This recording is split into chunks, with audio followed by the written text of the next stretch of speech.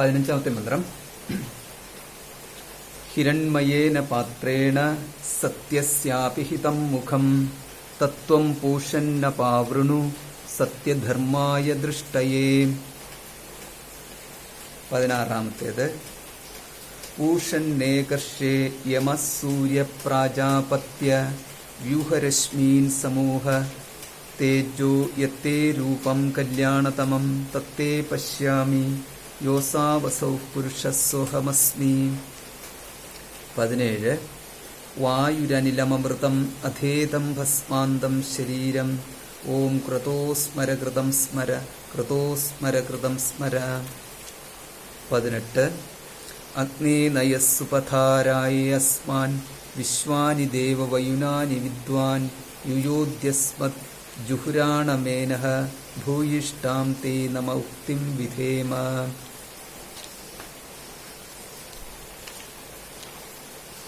ഹിരണ്മയേന പാത്രേണ സത്യസ്യ അപിഹിതം മുഖം. ഇപ്പൊ സുവർണമയമായ ഈ പാത്രത്തിനാൽ സത്യത്തിന്റെ മുഖം മൂടപ്പെട്ടിരിക്കുന്നു. തത്ത് ത്വം അത് അങ്ങ്, ഹേ പൂഷൻ അല്ലയോ പൂഷാവേ, അപാവൃണു മാറ്റിയാലും സത്യധർമായ മഹ്യം സത്യധർമ്മവാനായ എനിക്ക് ദൃഷ്ടയെ കാണുവാൻ വേണ്ടിയിട്ട്. ഇപ്പൊ കഴിഞ്ഞ വരെ ശ്ലോകത്തിൽ, അത് 14ാമത്തെ ശ്ലോകം വരെയും ഒരു വിഷയം പറഞ്ഞു. ഈ 14ാമത്തെ ശ്ലോകം വരെ പറഞ്ഞ വിഷയവും ഇനി പറയാൻ പോകുന്ന വിഷയവും രണ്ടും രണ്ടാണ്. ഈ രണ്ട് എന്ന് പറയുന്നത്, ഒന്ന് കർമ്മയോഗം, കർമ്മം, ഉപാസന തുടങ്ങിയവയെല്ലാം കൂടെ ചേർന്നിട്ടുള്ള കർമ്മത്തിന്റേതായ മണ്ഡലം ഒന്ന്. രണ്ടാമത്തേത് ഇതിൽ നിന്ന് വ്യത്യസ്തമായിട്ടുള്ള മുക്തിയുടെ ജ്ഞാനത്തിന്റേതായ മണ്ഡലം രണ്ടാമത്തേത്. അപ്പൊ ഇതിനെ തന്നെയാണ് ഉപനിഷത്തിന്റെ ആരംഭത്തിൽ പറഞ്ഞിട്ടുള്ള ഈശാവാസ്യമിതം സർവം തുടങ്ങിയ 1ാമത്തെ മന്ത്രവും രണ്ടാമത്തേത് കുർവന്നേവേഹ കർമാണി എന്ന് പറഞ്ഞിരിക്കുന്ന 2 മന്ത്രങ്ങൾ. ഇതില് 2ാമത്തെ മന്ത്രയോഗത്തിൽ കർമ്മയോഗത്തെക്കുറിച്ചും ആണ് എന്നും 1ാമത്തെ മന്ത്രത്തില് ജ്ഞാനത്തെക്കുറിച്ചാണെന്നും നമ്മൾ പറയുകയുണ്ടായി. അതിൽ 2ാമത്തെ മന്ത്രമായ കുർവന്നേവേഹ കർമാണി എന്നതിന്റെ പരിസമാപ്തിയാണ് കഴിഞ്ഞ മന്ത്രത്തിൽ നമ്മൾ കണ്ടത്. അവിടെ 2ാമത്തെ മന്ത്രത്തിൽ പറഞ്ഞിട്ടുള്ളതായ, അതായത് കുർവന്നേവേഹ കർമാണി എന്ന് പറഞ്ഞ മന്ത്രത്തിൽ പറഞ്ഞിട്ടുള്ളതായ കർമ്മങ്ങളെ, ധർമ്മങ്ങളെ സർവ്വതും അനുഷ്ഠിച്ചു കഴിഞ്ഞാൽ എത്താവുന്ന സംസാരത്തിന്റെ പരമകാഷ്ഠ എന്താണെന്നുള്ളതാണ്. ഇവിടെ ഈ പ്രകൃതി ലയം എന്ന് പറയുന്നത് ബ്രഹ്മലോകത്തിനും അപ്പുറത്തുള്ള പ്രകൃതി ലയം എന്ന് പറയുന്ന സ്ഥാനം വരെയുള്ളതാണ് എന്ന് പറഞ്ഞ് വെക്കുകയുണ്ടായി. അങ്ങനെ വരുമ്പോൾ രണ്ടാമത്തേത് ഇതിനെ പറയുന്നത് മാർഗദ്വയങ്ങൾ എന്ന് പറയും. 1ാമത്തേത് കർമ്മത്തിന്റേതായ മാർഗവും 2ാമത്തേത് ജ്ഞാനത്തിന്റേതായ മാർഗവും. ഇതിൽ 2ാമത്തെ ജ്ഞാനത്തിന്റെ മാർഗം എന്ന് പറയുന്നതാണ് ഇപ്പോൾ ഇവിടെ അനാവരണം ചെയ്യാൻ പോകുന്നത്. അനാവരണം ചെയ്യുന്നത് ഇപ്രകാരമാണ്: സത്യധർമായ ദൃഷ്ടയെ. ഇപ്പൊ സത്യം ഏവ ധർമ്മ എന്നുള്ളതാണ്. അപ്രകാരം അത് യസ്യ സഹ, യാതൊരുവനാണോ സത്യം ധർമ്മ യസ്യ സഹ തസ്മൈ മഹ്യം, അങ്ങനെയുള്ള എനിക്ക്, അതായത് സത്യം തന്നെ ധർമ്മമായിട്ട്, സത്യം പരം ധീമഹി എന്ന് അവിടെ നമുക്ക് ഭാഗവതത്തിലും കാണാം. അപ്പോൾ ഇപ്രകാരം സത്യമാണ് ഇവിടുത്തെ ധർമ്മമായിട്ട് ഒരുവൻ സ്വീകരിച്ചു. അപ്പൊ നമുക്കിവിടെ മുമ്പ് ഒരു ചോദ്യം ഉണ്ടായി, ധർമ്മം, ഉപാസന തുടങ്ങിയിട്ടുള്ള പ്രശ്നങ്ങളെ കുറിച്ച് ഒരു ചോദ്യമുണ്ടായി. അത് ഏതിൽപ്പെടും? ആധ്യാത്മിക സാധനയിൽ പെടുമോ അതോ ആധ്യാത്മിക സാധന എന്ന് പറഞ്ഞു കഴിഞ്ഞാൽ, ജനറലായിട്ട് അത് പറഞ്ഞു കഴിഞ്ഞാൽ എവിടെയാണ് അതിന്റെ സ്ഥാനം? കർമ്മത്തിൽ പെടുമോ അതോ ജ്ഞാനത്തിൽ പെടുമോ? ഇവയെല്ലാം തന്നെ കർമ്മത്തിലേ പെടത്തുള്ളൂ എന്നുള്ളതാണ് സാരം. നമ്മൾ ആധ്യാത്മികത എന്ന് പറഞ്ഞ് വിചാരിക്കുന്ന മിക്കവാറും എല്ലാം തന്നെ പെട്ടിരിക്കുന്നത് കർമ്മത്തിന്റെ മണ്ഡലത്തിലാണ്. ആധ്യാത്മിക സാധന എന്ന് ഉദ്ദേശിക്കുമ്പോൾ സാധാരണഗതിയിൽ ഒരു കർത്താവ്, ഒരു വ്യക്തിയുണ്ട്. ആ വ്യക്തിയുടെ നില എന്ന് പറഞ്ഞു കഴിഞ്ഞാൽ അവിടെ സുഖത്തിന്റെയും ദുഃഖത്തിന്റെയും ഭോക്താവായിട്ടുള്ള ഒരു നിൽപ്പാണ്. കുറച്ച് സുഖം അനുഭവിക്കുന്നു, കുറച്ച് ദുഃഖം അനുഭവിക്കുന്നു. അപ്രകാരം നിൽക്കുന്ന ആ വ്യക്തി എന്തെല്ലാം ചെയ്ത് സുഖം നേടുകയും ദുഃഖം കളയുകയും ചെയ്യാമെന്നുള്ള ഉപായങ്ങള് പലതും ഒന്നിന് ശേഷം ഒന്നെന്നുള്ള രീതിയിൽ ചെയ്തുകൊണ്ടേയിരിക്കുന്നു. അങ്ങനെ ചെയ്തുകൊണ്ടിരിക്കുന്നത് മുഴുവനും നമ്മൾ ആധ്യാത്മിക സാധനകളും ആധ്യാത്മികതയുമായ ഒരു പരിവേഷമുണ്ട് എങ്കിൽ കൂടിയും ഉപനിഷത്തിന്റെ ദൃഷ്ടിയിൽ അവയെല്ലാം സംസാര മാർഗത്തിന്റെ ഉള്ളിൽ തന്നെയാണ്. നമുക്ക് കേട്ട് കഴിയുമ്പോൾ നമുക്ക് എന്തോ ഒരു അരുചിയൊക്കെ തോന്നും. അരുചി തോന്നുന്നതിന്റെ കാരണം എന്ന് പറഞ്ഞു കഴിഞ്ഞാൽ ഇതാണ്. അതായത് ഉപനിഷത്ത് എന്ന് പറഞ്ഞു കഴിഞ്ഞാൽ ഇതുവരെ നമുക്കറിയാവുന്ന, അതായത് ഉപനിഷത്ത് പഠിച്ചിട്ടുള്ളവരെ കുറിച്ചല്ല പറയുന്നത്, അല്ലാത്തവരെ സംബന്ധിച്ചിടത്തോളം ഇതുവരെ അവർക്കറിയാവുന്ന ആധ്യാത്മികതയല്ല ഉപനിഷത്തിൽ പറഞ്ഞിരിക്കുന്ന ആധ്യാത്മികത. ഉപനിഷത്ത് പറഞ്ഞിരിക്കുന്ന ആധ്യാത്മികത എന്ന് പറഞ്ഞാൽ ഇതുവരെ നമ്മൾ ചെയ്തിരിക്കുന്നതെല്ലാം അജ്ഞാനത്തിൽ നിന്നുകൊണ്ട് ചെയ്തിരിക്കുന്നവയാണ്, അജ്ഞാനം കളയുവാൻ വേണ്ടി ചെയ്തവയല്ല എന്നാണ് ഉപനിഷത്ത് പറയുന്നത്. അജ്ഞാനത്തിൽ നിന്നുകൊണ്ട് ചെയ്യുന്നതും അജ്ഞാനം കളയാൻ വേണ്ടി ചെയ്യുന്നതും രണ്ടാണ്. അജ്ഞാനം പോകുന്ന മാർഗവും വേറെയാണ്. അജ്ഞാനത്തിൽ നിന്നുകൊണ്ട് അജ്ഞാനിയായ ഒരുവൻ എന്തു ചെയ്താലും അത് അജ്ഞാനം തന്നെയായിരിക്കും. അപ്പോൾ ഉപനിഷത്തിന്റെ മാർഗം എന്ന് പറയുന്നത് തീർത്തും വ്യത്യസ്തമായിട്ടുള്ള ഒന്നാണ്. അത് ഉപനിഷത്തിന്റെ മാർഗം ഇന്ന് ഈ അടുത്ത കാലത്ത് മോഡേൺ യുഗത്തിലെ മോഡേൺ കാലഘട്ടത്തിൽ കൊണ്ടുവന്ന ഒന്നല്ല. ഇതാണ് വേദത്തിന്റെ അന്തസത്തയായിട്ടും പറഞ്ഞിരിക്കുന്നത്. അപ്പോൾ വേദത്തിൽ യാതൊരു വേദമാണോ കർമ്മത്തെക്കുറിച്ച് പറഞ്ഞിരിക്കുന്നത്, കർമ്മത്തിന്റെ പോരായ്മകളെക്കുറിച്ചും കർമ്മഫലം നേടിക്കഴിഞ്ഞിട്ടുണ്ടാവുന്ന കർമ്മത്തിന്റെ ദോഷങ്ങളും കർമ്മഫലത്തിന്റെ പോരായ്മകളെക്കുറിച്ചും അതേ വേദം തന്നെ പറയുണ്ടായി. അതേമാതിരി അതേ വേദം തന്നെയാണ് ഉപാസനകളെക്കുറിച്ച് പറഞ്ഞിരിക്കുന്നത്. ഉപാസനകളുടെ വൈവിധ്യങ്ങളെക്കുറിച്ചും സാധ്യതകളെക്കുറിച്ചും ഫലങ്ങളെക്കുറിച്ചും അതേപോലെ അതേ വേദം തന്നെ ഉപാസനകളുടെ പരിമിതികളെക്കുറിച്ചും അത് നൽകുന്ന ഫലത്തിന്റെ പരിമിതികളെക്കുറിച്ചും പറയുകയുണ്ടായി. അതിനുശേഷം പിന്നീട് നമുക്ക് കാണാം കർമ്മവും ഉപാസനയും അല്ലാത്തതായ, അതായത് ധർമ്മത്തിന്റെ മേഖലയും ഉപാസനയുടെ മേഖലയും അല്ലാത്തതായ, ഇവിടെ പ്രത്യേകം നമ്മൾ ശ്രദ്ധിക്കണം, ധർമ്മം എന്ന് പറഞ്ഞിരിക്കുന്ന കർമ്മത്തെ തന്നെയാണ് വേദത്തില് ആ പറഞ്ഞിരിക്കുന്ന ഭാഗം. അപ്പൊ അവിടെ ധർമ്മത്തിന്റെയും ഉപാസനയുടെയും ഭാഗമല്ലാത്തതായ മറ്റൊന്നുണ്ട്, അതാണ് ജ്ഞാനത്തിൻ്റെതായിട്ടുള്ള മാർഗം. ആ ജ്ഞാനത്തിൻ്റെതായിട്ടുള്ള മാർഗമാണ് നാം നേടേണ്ടത്. അത് നേടിയാലേ നമുക്ക് പ്രയോജനമുള്ളൂ എന്നാണ് ഉപനിഷത്ത് ആവർത്തിച്ചു പറയുന്നത്. ഉപനിഷത്ത് ഒരുവന് ആകപ്പാടെ ഒരു അല്പായുസാണുള്ളത്. ഏത് സമയം വേണമെന്നുണ്ടെങ്കിലും ഈ ആയുസ് അവസാനിക്കാം. ആർക്കും അറിയത്തില്ല ആയുസിന്റെ കാലം എത്രയാണെന്ന്. അതിന് നിമിത്തങ്ങളൊന്നും വേണ്ട, വെള്ളപ്പൊക്കമൊന്നും വരേണ്ട കാര്യമില്ല, അല്ലെങ്കിൽ മറ്റു മഹാവ്യാധികൾ വരേണ്ട കാര്യമൊന്നുമില്ല. ആർക്ക് വേണമെങ്കിലും ആയുസ് ഏത് സമയവും പോവാം. നമ്മൾ നോക്കിക്കഴിഞ്ഞാല് ഇവിടെ ഓരോരുത്തരും ഭയപ്പെട്ട് നടക്കുന്ന വിഷയങ്ങൾ കൊണ്ടൊന്നും ആയിരിക്കത്തില്ല പലപ്പോഴും ഒരാളുടെ ആയുസ് തീരുന്നത്. വെറുതെ റോഡിൽ കൂടെ നടന്നു പോകുന്നവരാണ് പല കാരണങ്ങൾ കൊണ്ടും മരിച്ചു വീഴുന്നു. അപ്പൊ ചുരുക്കത്തില് ആയസ് തുച്ഛമായിരിക്കെ എവിടെയാണ് ഒരുവന് ധർമ്മം ചെയ്ത് മുന്നേറിയിട്ട് ആ ധർമ്മത്തിലൂടെ നേടുന്ന പുണ്യത്തെ ആർജിച്ചിട്ട് ആ പുണ്യത്തെ ഈശ്വര ഭജനത്തിനു വേണ്ടി മാറ്റിക്കൊണ്ട് ആ ഈശ്വര ഭജനത്തിലൂടെ ഈശ്വര പ്രീതി നേടി ആ ഈശ്വര പ്രീതിയിലൂടെ ബ്രഹ്മലോകം അല്ലെങ്കിൽ വൈകുണ്ഠത്തിലേക്ക് എത്തിയിട്ട് അവിടെ വൈകുണ്ഠത്തിലെത്തിയതിനു ശേഷം പിന്നെ അവിടെയും ഈശ്വര പ്രീതി വീണ്ടും നേടി ദോഷങ്ങളൊന്നും വരാത്തവണ്ണം അവിടെ ജീവിച്ചുകൊണ്ട് അവിടെ ഈശ്വരന് അപ്രീതികരമായ രീതിയിൽ പെരുമാറാതെ, അതും വളരെ പ്രധാനപ്പെട്ട കാര്യമാണ്. ഈശ്വരന് പ്രീതിയില്ലാത്ത രീതിയിൽ പെരുമാറിക്കഴിഞ്ഞാല്, അല്ലെങ്കിൽ ഈശ്വര ഭക്തന്മാർക്ക് പ്രീതിയില്ലാത്ത രീതിയിൽ വൈകുണ്ഠത്തിൽ പെരുമാറിക്കഴിഞ്ഞാൽ അവിടെ നിന്നും പറഞ്ഞുവിടും. വൈകുണ്ഠത്തിൽ നിന്ന് മാത്രമല്ല, ബ്രഹ്മലോകത്തു നിന്നും പറഞ്ഞുവിടും, ഇനി ശിവലോകത്തു നിന്നും പറഞ്ഞുവിടും. അപ്പോൾ ഇപ്രകാരമെല്ലാം വളരെയധികം കഷ്ടപ്പെട്ട് ഒരുവൻ അത് നേടിക്കഴിഞ്ഞാലും അതിനകത്ത് കാണുന്ന ഒരല്പം എന്ന് പറയുന്ന ഒരു ഫലസാധ്യത കാണുന്നുണ്ട്. അതിനെ കൂടി തള്ളിക്കളഞ്ഞുകൊണ്ടാണ് ഉപനിഷത്ത് ഇതിൽ നിന്നെല്ലാം വ്യത്യസ്തമായിട്ട് ഉപാസനയുടേതല്ലാത്തതായ കർമ്മത്തിൻ്റെതല്ലാത്തതായ മറ്റൊരു മാർഗം കാണിച്ചു തരുന്നത്. അതിനെയാണ് ജ്ഞാനം എന്ന് പറയുന്നത്, അതിനെയാണ് ജ്ഞാനമാർഗം എന്ന് പറയുന്നത്. ഈ ജ്ഞാനമാർഗത്തിനെയാണ് ഭഗവാൻ ഭഗവത്ഗീതയിലൂടെ അർജുനന് പറഞ്ഞു കൊടുക്കാനും ശ്രമിച്ചത്. അർജുനന് ഭഗവാൻ പറഞ്ഞു കൊടുക്കാൻ ശ്രമിച്ചതിന്റെ അവസാനത്തെ വരി ഭഗവാൻ ഒരു പ്രയോഗം നടത്തി, സർവധർമാൻ പരിത്യജ്യ, സർവധർമ്മങ്ങളെയും ഉപേക്ഷിച്ചിട്ടെന്നാണ് പറഞ്ഞിരിക്കുന്നത്. അപ്പൊ സർവധർമ്മങ്ങൾ എന്ന് പറഞ്ഞു കഴിഞ്ഞാല് നമ്മൾ ധർമ്മം എന്ന് പറഞ്ഞു കഴിഞ്ഞാൽ നമ്മൾ കുറച്ച് സാരോപദേശ കഥകളെയാണ് പൊതുവെ ധർമ്മം എന്ന് പറഞ്ഞ് ഉദ്ദേശിക്കുന്നത്. അതായത് സാരോപദേശങ്ങളുടെ, ഇപ്പം ആധ്യാത്മികത എന്ന് പറഞ്ഞു കഴിഞ്ഞാല് സാരോപദേശ കഥകൾ. ആ സാരോപദേശ കഥകളിലൂടെ കള്ളം പറയരുത്, ഒരു തത്വം പറയാൻ വേണ്ടിയിട്ട് ഒരു കഥ, അത്യാഗ്രഹം കാണിക്കരുത്, അത് ആ അത്യാഗ്രഹം കാണിക്കരുത് എന്ന് മനസ്സിലാക്കിപ്പിക്കാൻ വേണ്ടിയിട്ടുള്ള ഒരു കഥ. ഇപ്രകാരം കഥകൾ പറയാൻ വേണ്ടിയിട്ടല്ല നമ്മൾ ഉപനിഷത്ത് ക്ലാസ് ആരംഭിച്ചത്.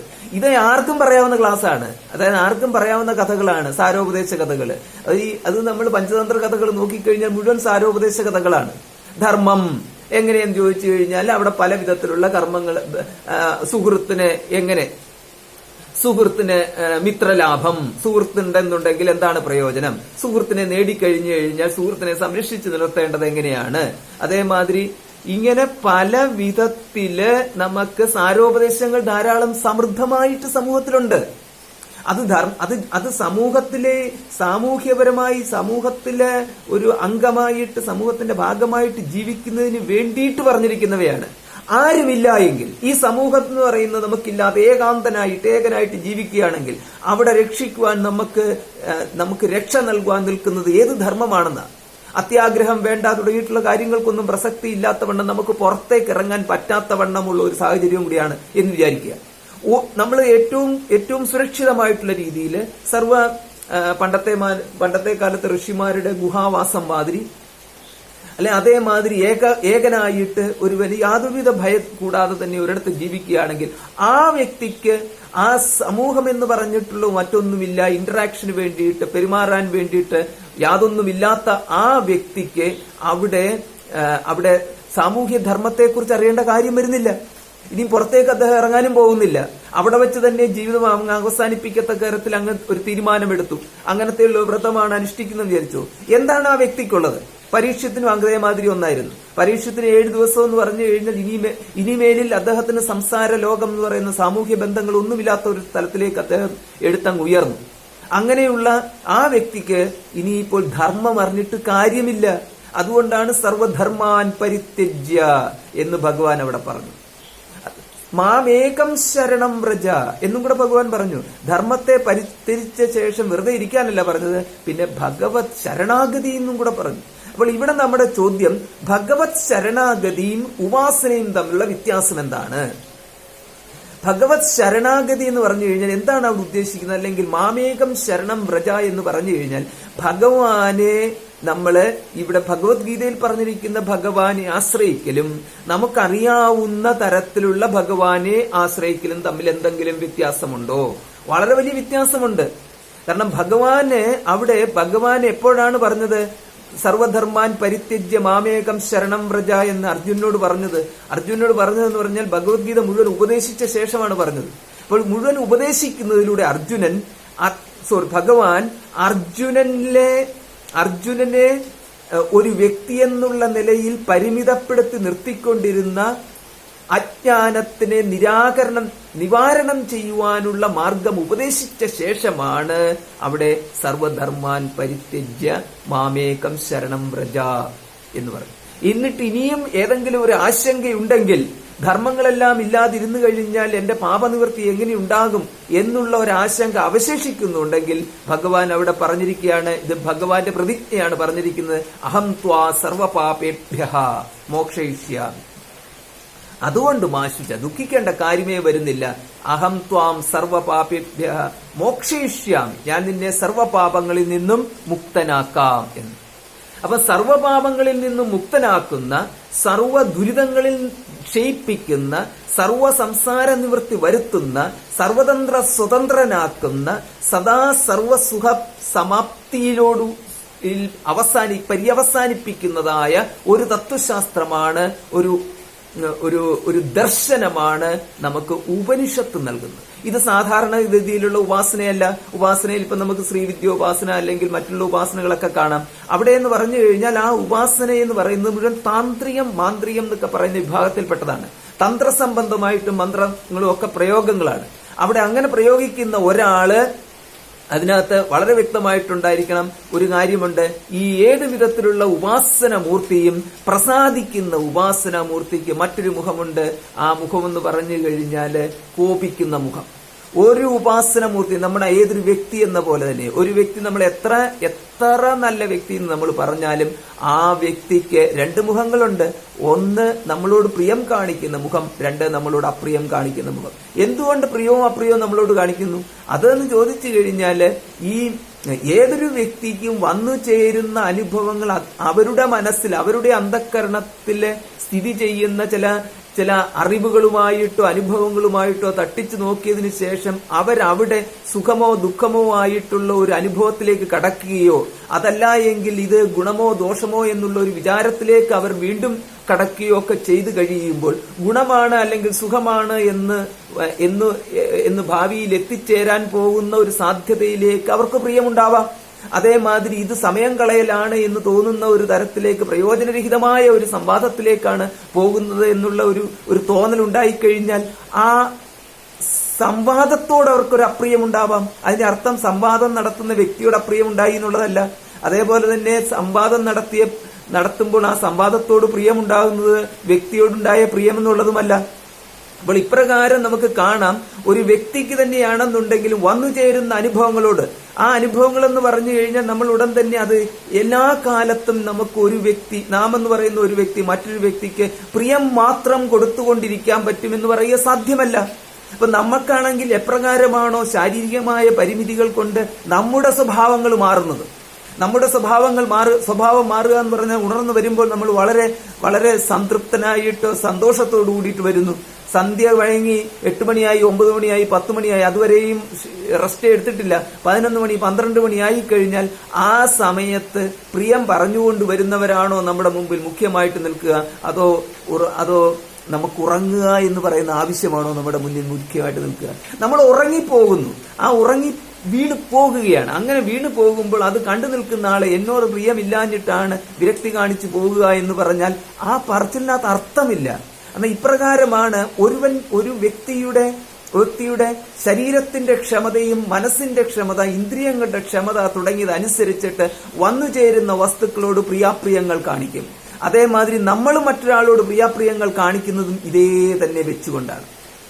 നമ്മുടെ അപ്പോഴുണ്ടാകുന്ന സാഹചര്യങ്ങൾക്കനുസരിച്ച്, നമ്മൾ മൂല്യം കൊടുക്കുന്നവയ്ക്കനുസരിച്ച്, നമ്മളുടെ അറിവുകൾക്കനുസരിച്ച്, ഇവയ്ക്കനുസരിച്ച് നമ്മൾ ഒന്ന് പ്രസന്റ് ചെയ്യും. ആ പ്രസന്റേഷന് മറ്റവർക്ക് ഇഷ്ടപ്പെട്ടോ ഇഷ്ടപ്പെട്ടില്ലയോ എന്നുള്ള തലത്തിലേക്ക് നമ്മൾ ചിന്തിക്കേണ്ട കാര്യമില്ല. പകരം നമ്മളൊന്ന് പ്രസന്റ് ചെയ്താൽ പിന്നീട് അതിനെക്കുറിച്ച് നമ്മൾ ബോധർ ചെയ്യരുത്. അങ്ങനെ ചെയ്തു കഴിഞ്ഞാൽ അവർക്ക് ഇഷ്ടപ്പെട്ടില്ല എന്നുണ്ടെങ്കിൽ നമ്മുടെ അന്ധക്കരണത്തില് പ്രസന്നമായിരുന്ന അന്തരീക്ഷം മാറിയിട്ട് അപ്രിയത്തിൻ്റെതായ കലുഷിതമായ ദുഃഖകരമായ കോപയുക്തമായിട്ടുള്ള മറ്റൊരു മുഖം നമുക്ക് അവിടെ പ്രകടമാവും, നമ്മുടെ അന്ധക്കരണത്തിൽ നമ്മുടെ മുഖം. അപ്പൊ അങ്ങനെ സംഭവിക്കാതിരിക്കണമെങ്കിൽ അവിടെ ഭഗവാൻ വ്യക്തമായിട്ട് ചിലത് പറഞ്ഞിട്ടുണ്ട്. അവിടെയാണ് നമുക്ക് ഈ ഈശ്വരോന്മുഖമായ മാർഗത്തിലേക്ക് പോകുന്ന ഒരു വ്യക്തി സാധാരണഗതിയിലെ സംസാരിയെ പോലെ ഓരോരോ പ്രശ്നങ്ങൾ വരുമ്പോൾ സുഖമാണെങ്കിൽ സുഖകരമായ രീതിയിലേക്ക് അങ്ങോട്ട് ചായുക, ഇടത്തോട്ട് ചായുക, ദുഃഖമാണെന്നുണ്ടെങ്കിൽ ഉടൻ തന്നെ ആ മറ്റേ സൈഡിലേക്ക് വലത്തോട്ട് ചായുക, മുകളിലേക്ക് പൊങ്ങുക, താഴേക്ക് പൊങ്ങുക, ഇങ്ങനെയുള്ള ഒരു തിരയിൽപ്പെട്ടിട്ട് ആടിയുലയിഞ്ഞ് പൊങ്ങുകയും താഴുകയും ചെയ്യുന്ന ഒരു പൊങ്ങുതടി പോലെയുള്ള ഒരു വ്യക്തിയായിട്ട് മാറരുത് ഒരു ആധ്യാത്മിക സാധകൻ. അപ്പോൾ ആധ്യാത്മിക സാധകൻ എങ്ങനെയായിരിക്കണമെന്ന് തുല്യനിന്ദാ സ്തുതിർമൗനി സന്തുഷ്ടോ ഏന കേനചിത്. അപ്പൊ ഇങ്ങനെയായിരിക്കണം ഒരു വ്യക്തി. എങ്ങനെയെന്ന് ചോദിച്ചു കഴിഞ്ഞാൽ സ്തുതിയാണെങ്കിലും നിന്ദയാണെങ്കിലും സമബുദ്ധിയോടുകൂടിയിട്ട് സ്വീകരിക്കാൻ നമ്മൾ പഠിക്കണം. അതാമത്തെ പാഠം 1. ആധ്യാത്മിക സാധനയിലെ ഭഗവാൻ ഇഷ്ടപ്പെട്ട ഒരു വ്യക്തിയായിട്ട് മാറണമെന്നുണ്ടെങ്കിൽ അവിടെ നമ്മൾ മറ്റൊരാളുടെ സ്തുതിക്കനുസരിച്ച് നമ്മൾ സന്തുഷ്ടനാവാൻ പാടില്ല. പകരം നമ്മൾ ഭഗവാന്റെ പ്രീതി നമുക്കുണ്ട് എന്നുള്ള ബോധം കൊണ്ട് നമ്മൾ സന്തുഷ്ടനാവണം. അതേമാതിരി മറ്റൊരാളുടെ അപ്രിയ ശബ്ദം കേട്ടിട്ട് നമ്മൾ ദുഃഖിതനാവാൻ പാടില്ല. പകരം ഭഗവത് സ്മരണയിൽ നിന്ന് നമ്മൾ മാറി നിൽക്കാൻ പോകുമോ എന്നുള്ള ശങ്ക കൊണ്ട് വേണമെങ്കിൽ നമുക്ക് ദുഃഖിതനാവാം. ഇപ്രകാരം നമ്മുടെ മനസ്സിനെ നമ്മൾ മാറ്റിക്കഴിഞ്ഞാൽ തുല്യനിന്ദാ സ്തുതിർമൗനി, അതായത് ബാഹ്യമായിട്ട് വരുന്ന ഒരു വിഷയങ്ങളും നമ്മളെ സ്തുതിയോ നിന്ദയോ തുടങ്ങിയിട്ടുള്ള ഒരു വിഷയങ്ങളും നമുക്ക് അല്ലെങ്കിൽ ലാഭമോ നഷ്ടമോ ഒന്നും തന്നെ നമ്മുടെ അന്ധകരണത്തിന്റെ പ്രസന്നതയെ, പ്രശാന്തതയെ, നിശ്ചലതയെ, നൈശ്ചര്യത്തെ അവയൊന്നും തകർക്കുവാൻ സാധ്യമല്ലാത്ത തരത്തിൽ മാറും. ഇപ്രകാരം ഒരു വ്യക്തിയാണ് പറയുന്നത് കർമ്മയോഗയുക്തൻ എന്ന് പറഞ്ഞിരിക്കുന്നത്. അപ്പോൾ ആ വ്യക്തി കർമ്മയോഗയുക്തൻ എന്ന് പറഞ്ഞാൽ അത് ജ്ഞാനം കിട്ടിയവൻ എന്നുള്ളതല്ല പറഞ്ഞത്. അവിടെ ഇപ്രകാരം അവനൊരു അന്ധക്കരണം അവനെ പീഡിപ്പിക്കാത്ത തരത്തിലുള്ള ഒരു മനസ്സ്, അന്ധക്കരണം എന്ന് പറഞ്ഞാൽ മനസ്സ്, അവനെ പീഡിപ്പിക്കാത്ത വിധത്തിലുള്ള ഒരു മനസ്സ് അവനവിടെ ഉണ്ടായെന്ന് മാത്രമേ ഉള്ളൂ. അവനെ പീഡിപ്പിക്കാത്ത തരത്തിലുള്ള മനസ്സ് വെച്ചിട്ട് അവൻ ഇനി അടുത്തത് എന്താണ് ചെയ്യേണ്ടതെന്ന് അടുത്തത് എന്ന് പറഞ്ഞു കഴിഞ്ഞാല് അവിടെ അവൻ ആരാധിക്കുന്ന ഈശ്വരന്റെ തത്വം അറിയണം. ആ ആരാധിക്കുന്ന ഈശ്വരന്റെ തത്വം അറിയുക എന്ന് പറഞ്ഞു കഴിഞ്ഞാൽ ഈശ്വരനും അവനുമായിട്ടുള്ള സംബന്ധം അറിയണം. അവൻ ആരാധിക്കുന്ന ഈശ്വരൻ ആരാണെന്നറിയണം, എന്തിനു വേണ്ടിയിട്ടാണ് അവൻ ആരാധിക്കുന്നതെന്നറിയണം. ഇപ്രകാരം അവൻ അറിയാൻ തുടങ്ങുമ്പോൾ അവനിലെ വ്യക്തി അത് ഒരു ചോദ്യകർത്താവായിട്ട് മാറും. ആ ചോദ്യകർത്താവ് എന്ന് പറഞ്ഞു കഴിഞ്ഞാൽ ഒരു പ്രഭാഷണം നടത്തുന്ന ആളുടെ അടുത്ത് ചോദിക്കാൻ വരിക എന്നുള്ളതല്ല അർത്ഥം. പ്രഭാഷണം ചെയ്യുന്ന ആളുടെ അടുത്ത് ചോദിക്കേണ്ട ആവശ്യമേ ഇല്ല. അവിടെ അപ്രകാരം ചോദിക്കുന്ന ആളിന് അല്ല നമ്മൾ ഇവിടെ ഉദ്ദേശിക്കുന്നത്. പകരം അവിടെ തന്നോട് തന്നെ, അതായത് അവനവനുള്ളിലെ അവനവനോട് തന്നെ. ഈ താനെന്നൊക്കെ പറഞ്ഞു കഴിഞ്ഞാൽ അത് അവനവനെ അർത്ഥമുള്ളൂ കേട്ടോ, അല്ലാതെ യു എന്നുള്ള അർത്ഥമില്ല കേട്ടോ. ഇതെനിക്കൊരു അബദ്ധം ഒരിക്കലും ഉണ്ടായി. നമ്മള് തന്റെ തന്നെ മനസ്സിനുള്ള ആ വികാരങ്ങൾ അറിയണം എന്നുള്ള ഒരു പ്രയോഗം നടത്തി കഴിഞ്ഞപ്പോൾ ഒരു പണ്ട് വർഷങ്ങൾക്ക് മുമ്പ് അപ്പം ഒരാളെന്റെ അടുത്ത് വന്ന് പറഞ്ഞു, സ്വാമിജി അത് ഈ തന്റെ എന്ന് പറയുമ്പം അത് നമുക്ക് ഇവിടെ അത്ര ഒരു ശോഭിക്കത്തില്ല, അങ്ങയുടെ എന്നൊക്കെ ഞങ്ങൾ ബഹുമാനത്തോടുകൂടി പറയുമ്പോൾ തന്റെ എന്ന് സ്വാമിജി തിരിച്ചു പറഞ്ഞാൽ എങ്ങനെയാണെന്ന് ചോദിച്ചിട്ടുണ്ട്. അപ്പൊ അവിടെ എന്ന് പറഞ്ഞാൽ തന്റെ എന്ന് പറഞ്ഞു കഴിഞ്ഞാൽ അവനവന്റെ എന്നർത്ഥം. പിന്നെ അദ്ദേഹത്തിനെ പറഞ്ഞ് മനസ്സിലാക്കി കൊടുക്കേണ്ടി വന്നു. തന്റെ എന്ന് പറഞ്ഞു കഴിഞ്ഞാൽ അങ്ങനെയല്ല, തന്റെ തന്നെ തുടങ്ങിയിട്ടുള്ള രീതിയിലുണ്ടെന്ന് പറഞ്ഞു. അപ്പൊ ഇവിടെ നമ്മൾ പറഞ്ഞിരിക്കുന്ന വിഷയം എന്ന് പറഞ്ഞു കഴിഞ്ഞാൽ ഈ തന്റെ തന്നെ അന്ധക്കരണത്തിൽ ഉടലെടുക്കുന്ന ഈ സംശയങ്ങള് അവിടെ അവനവനോട് തന്നെ ചോദിച്ചുകൊണ്ട് ആ ചോദ്യം വ്യക്തമാക്കുക എന്നുള്ളതാണ് ഒന്നാമത്തേതെന്ന് ചോദിച്ചു കഴിഞ്ഞാൽ ഇപ്പോൾ എനിക്ക് വേണ്ടത് എന്താണ് എന്ന് എന്നോട് ചോദിക്കുക. അതാണ് ആ ചോദ്യത്തിന്റെ ഉദ്ദേശം. അവിടെ എനിക്ക് വേണ്ടത് എന്താണെന്ന് ഞാൻ എന്നോട് ചോദിക്കുമ്പോൾ നമ്മൾ സാധാരണഗതി മറ്റൊരാളോടാണ് ചോദിക്കുന്നത്, നിനക്ക് വേണ്ടത് എന്താണ്, അത് ഞാൻ തരാം. നമ്മള് മറ്റൊരാളോട് നമ്മൾ ആവശ്യപ്പെടുകയും അതാണ് ചോദിക്കുന്നത്. എനിക്കെന്താണ് വേണ്ടതെന്ന് നീ എന്നോട് ചോദിക്കുക, ഞാൻ പറയാം. പക്ഷെ ഒരിക്കലും നമ്മൾ ചോദിക്കുന്നില്ല നമുക്കെന്താണ് വേണ്ടത് എന്ന്. അങ്ങനെ നമുക്കെന്താണ് വേണ്ടതെന്ന് ചോദിച്ചു കഴിയുമ്പോൾ ഉടൻ തന്നെ നാം ചില തീരുമാനത്തിലേക്ക് എത്തുന്നു. എനിക്ക് പഠിച്ച് ഒരു പഠനത്തിൽ ഒരു പൂർണ്ണത വരുത്തണം, എനിക്ക് ഒരു ജോലി നേടണം തുടങ്ങിയിട്ടുള്ള രീതിയിൽ നമ്മൾ ചില ലക്ഷ്യങ്ങൾ കണ്ടുവച്ചിട്ടുണ്ട്. ആ ലക്ഷ്യങ്ങൾ കണ്ടുവച്ചിരിക്കുന്ന ലക്ഷ്യങ്ങൾ എന്ന് പറഞ്ഞു കഴിഞ്ഞാൽ അവയെ ശാസ്ത്രം ക്രോഡീകരിച്ചുകൊണ്ട് 3 വിഭാഗത്തിൽപ്പെട്ടതാണ് നമ്മുടെ ലക്ഷ്യങ്ങൾ എന്ന് പറയുകയുണ്ടായി. ആ 3 എന്ന് പറയുന്നതാണ് ധർമ്മം, അർത്ഥം, കാമം എന്ന് പറയുന്ന 3. ഇത്രയേ ഉള്ളൂ. അതായത് എന്തിനു വേണ്ടിയിട്ടാണ് എല്ലാം അവസാനിക്കുന്നത്? നമുക്ക് സുഖകരമായ ജീവിത സാഹചര്യം ഉണ്ടാവാൻ വേണ്ടിയിട്ടല്ലേ? അതെ, ആണ്. ദുഃഖമുണ്ടാവണമെന്നുള്ള രീതിയിൽ ആർക്കും ഒരു ലക്ഷ്യമുണ്ടാവുന്നില്ലല്ലോ, ഇല്ല. അതുകൊണ്ട് അതിനെയാണ് പറഞ്ഞിരിക്കുന്നത്, ശാസ്ത്രത്തിൽ പറഞ്ഞിരിക്കുന്നത് കാമം എന്ന് പറഞ്ഞു. കാമം എന്ന് പറഞ്ഞു കഴിഞ്ഞാൽ ലൈംഗിക താല്പര്യം എന്നുള്ള അർത്ഥത്തിലല്ല, പകരം കാമം എന്ന് പറഞ്ഞു കഴിഞ്ഞാൽ എല്ലാ വിധത്തിലുമുള്ള സുഖകരമായ ജീവിതത്തിന് വേണ്ടിയിട്ട് ഉള്ള ആ ഒരു തൃഷ്ണ, ആഗ്രഹം, അതിനെയാണ് കാമം എന്ന് പറയുന്നത്. എല്ലാ വിധത്തിലുള്ള വെള്ളം കുടിക്കണം എന്ന് ദാഹം വരുമ്പോൾ വെള്ളം കുടിക്കണം, ഏതിൽ പെടാനാ? വേറൊന്നിനും അല്ല. അതുമാണ് ഈ തൃഷ്ണ എന്ന് പറയുന്ന ആഗ്രഹത്തിൽ തന്നെയാണ് പെടുന്നത്. പക്ഷെ ആ ആഗ്രഹം എന്ന് പറഞ്ഞു കഴിഞ്ഞാൽ അതൊരു വലിയ പാപം യുക്തമായ ആഗ്രഹമൊന്നുമില്ല. അതൊരു ജസ്റ്റ് സിമ്പിൾ ഒരു ആഗ്രഹം, ഒരാവശ്യമാണ്. അപ്പൊ ആഗ്രഹം എന്ന് പറഞ്ഞു കഴിഞ്ഞാൽ ഒന്ന് ആവശ്യത്തിനുള്ള ആഗ്രഹമാവാം, ആവശ്യം എന്ന് പറഞ്ഞാൽ ഒരു ഡിമാൻഡാണ്. അപ്പോൾ ഇവിടെ കാമം എന്ന് പറഞ്ഞു കഴിഞ്ഞാൽ ഇപ്രകാരം ഒരുവന് അവനവന്റെ നിലനിൽപ്പിന് വേണ്ടിയിട്ട്, അവനവന്റെ മനസ്സിന്റെ സുസ്ഥിരതയ്ക്ക് വേണ്ടിയിട്ട്, സുസ്ഥിതിക്ക് വേണ്ടിയിട്ട്, സുഖത്തിന് വേണ്ടിയിട്ട് അവിടെ പല പല ആവശ്യങ്ങൾ മുമ്പോട്ട് വെക്കുന്നു. ആ ആവശ്യങ്ങളെയാണ് അവിടെ ആവശ്യങ്ങൾക്ക് 2 ഘട്ടങ്ങളുണ്ട്. ഒന്ന്, ആവശ്യങ്ങൾ കാണിക്കുന്ന വ്യഗ്രതയുള്ള ഒരു മനസ്സ്. 2, ആവശ്യങ്ങൾ പൂർത്തീകരിച്ചു കഴിയുമ്പോൾ സംതൃപ്തമാകുന്ന ഒരു മനസ്സ്. ഇതിൽ ആ സംതൃപ്തമാകുന്ന മനസ്സിനെ ഉദ്ദേശിച്ചിട്ടാണ് കാമം എന്ന് പറഞ്ഞിരിക്കുന്നത്. ആവശ്യപ്പെടുന്ന മനസ്സ് പ്രക്ഷുബ്ധമായ മനസ്സാണ്, അത് നമ്മുടെ ലക്ഷ്യമല്ല. അതേസമയം ആവശ്യം പൂർത്തീകരിച്ചു കഴിയുമ്പോൾ സംതൃപ്തകരമായൊരു മനസ്സ് കിട്ടുന്നു, അത് നമ്മുടെ ലക്ഷ്യമാണ്. അതിനെയാണ് കാമം എന്നവിടെ പറഞ്ഞിരിക്കുന്നത്. അപ്പൊ അത് കഴിഞ്ഞാൽ ആ കാമം എന്ന് പറയുന്ന ലക്ഷ്യം പൂർണ്ണമാകണമെങ്കിൽ നമുക്ക് സമ്പത്തുണ്ടായെങ്കിൽ മാത്രമേ നമുക്ക് കാമം എന്ന് പറയുന്നത് ആഗ്രഹങ്ങൾ പൂർത്തീകരിക്കാൻ പറ്റത്തുള്ളൂ. അപ്പൊ നമുക്ക് ആഗ്രഹങ്ങൾ പൂർത്തീകരിക്കണമെങ്കിൽ സമ്പത്ത് വേണം. മുഖ്യമായ ലക്ഷ്യം എന്തിനാ പഠിക്കുന്നത്? ജോലിക്ക് വേണ്ടിയിട്ട്. എന്തിനാ ജോലി കിട്ടുന്നതെന്ന് പറഞ്ഞാൽ ശമ്പളം കിട്ടാൻ വേണ്ടിയിട്ട്. ശമ്പളമില്ലാത്ത സർവീസ് ആണെങ്കിൽ ആര് പോകുമെന്നാണ്. അങ്ങനെ പോകണമെന്നുണ്ടെങ്കിൽ അവന്റെ കയ്യിൽ ഇഷ്ടം പോലെ ഉണ്ടാവണം. അതുമല്ല എന്നുണ്ടെങ്കിൽ അവന് ആവശ്യമില്ലാത്തവരായി. അപ്പൊ ധനത്തിന് ആവശ്യമുള്ളവനാണ് കർമ്മത്തിലേക്ക് പോകുന്നത്. ധനത്തിന് ആവശ്യമുള്ളവൻ പലവിധത്തിലുള്ള ഉപായങ്ങളിലൂടെ ധനം നേടുന്നു. അതുകൊണ്ട് ധനം എന്ന് പറഞ്ഞു കഴിഞ്ഞാൽ അത് ധനത്തിന് വേണ്ടിയിട്ടല്ലല്ലോ നാം സമ്പാദിക്കുന്നത്. കൂട്ടിവെക്കാൻ വേണ്ടിയിട്ടല്ല ആരും ധനം സമ്പാദിക്കുന്നത്, ഉപയോഗിക്കാൻ വേണ്ടിയിട്ടാണ്. ഈ ധനം ഉപയോഗിക്കുന്ന രണ്ട് വിധത്തിനാണ്. ഒന്ന് സുഖപ്രാപ്തിക്ക് വേണ്ടിയിട്ട്, രണ്ട് ദുഃഖ നിവൃത്തിക്ക് വേണ്ടിയിട്ട്. അപ്പൊ ഇങ്ങനെ സുഖപ്രാപ്തിക്ക് വേണ്ടിയിട്ടെന്ന് പറഞ്ഞാൽ നേരിട്ട് ധനം സുഖം നൽകുമെന്ന് പറയുന്നത് വളരെ ലേശം മാത്രമേ ഉള്ളൂ. നമുക്ക് കാശ് കിട്ടിക്കഴിയുമ്പോൾ നമുക്ക് തന്നെ അവകാശപ്പെട്ട കാശാണ്, കൈ കിട്ടിയാൽ ഒരു സന്തോഷം. പക്ഷെ ആ സന്തോഷം അല്ലല്ലോ നമുക്ക് കാശ് കൊണ്ടുള്ള സന്തോഷം. അതുകൊണ്ട് നമ്മൾ സാധനം വാങ്ങിക്കുന്നു. ആ സാധനം വാങ്ങിക്കുന്നു പറഞ്ഞു കഴിഞ്ഞാൽ നമ്മുടെ പഴയ ഓടിട്ട കെട്ടിടമാണ്. ആ ഓടില് ചോർച്ചയുണ്ട്, മഴവെള്ളം വീഴുന്നുണ്ട്. അപ്പൊ നമ്മുടെ ഈ പൈസ കിട്ടിക്കഴിഞ്ഞാല് പിന്നീട് അതിന്റെ ഉപയോഗം എന്ന് പറഞ്ഞു കഴിഞ്ഞാൽ വീട് നന്നാക്കി കഴിയുമ്പോൾ ധനം നമ്മൾ ഉപയോഗിച്ചു. അങ്ങനെ ധനം ഉപയോഗിച്ചു കഴിയുമ്പോൾ നമുക്ക് സുഖമുണ്ടാവുന്നു. നമ്മുടെ കാമം എന്ന് പറയുന്നത് പൂർത്തീകരിക്കപ്പെട്ടു.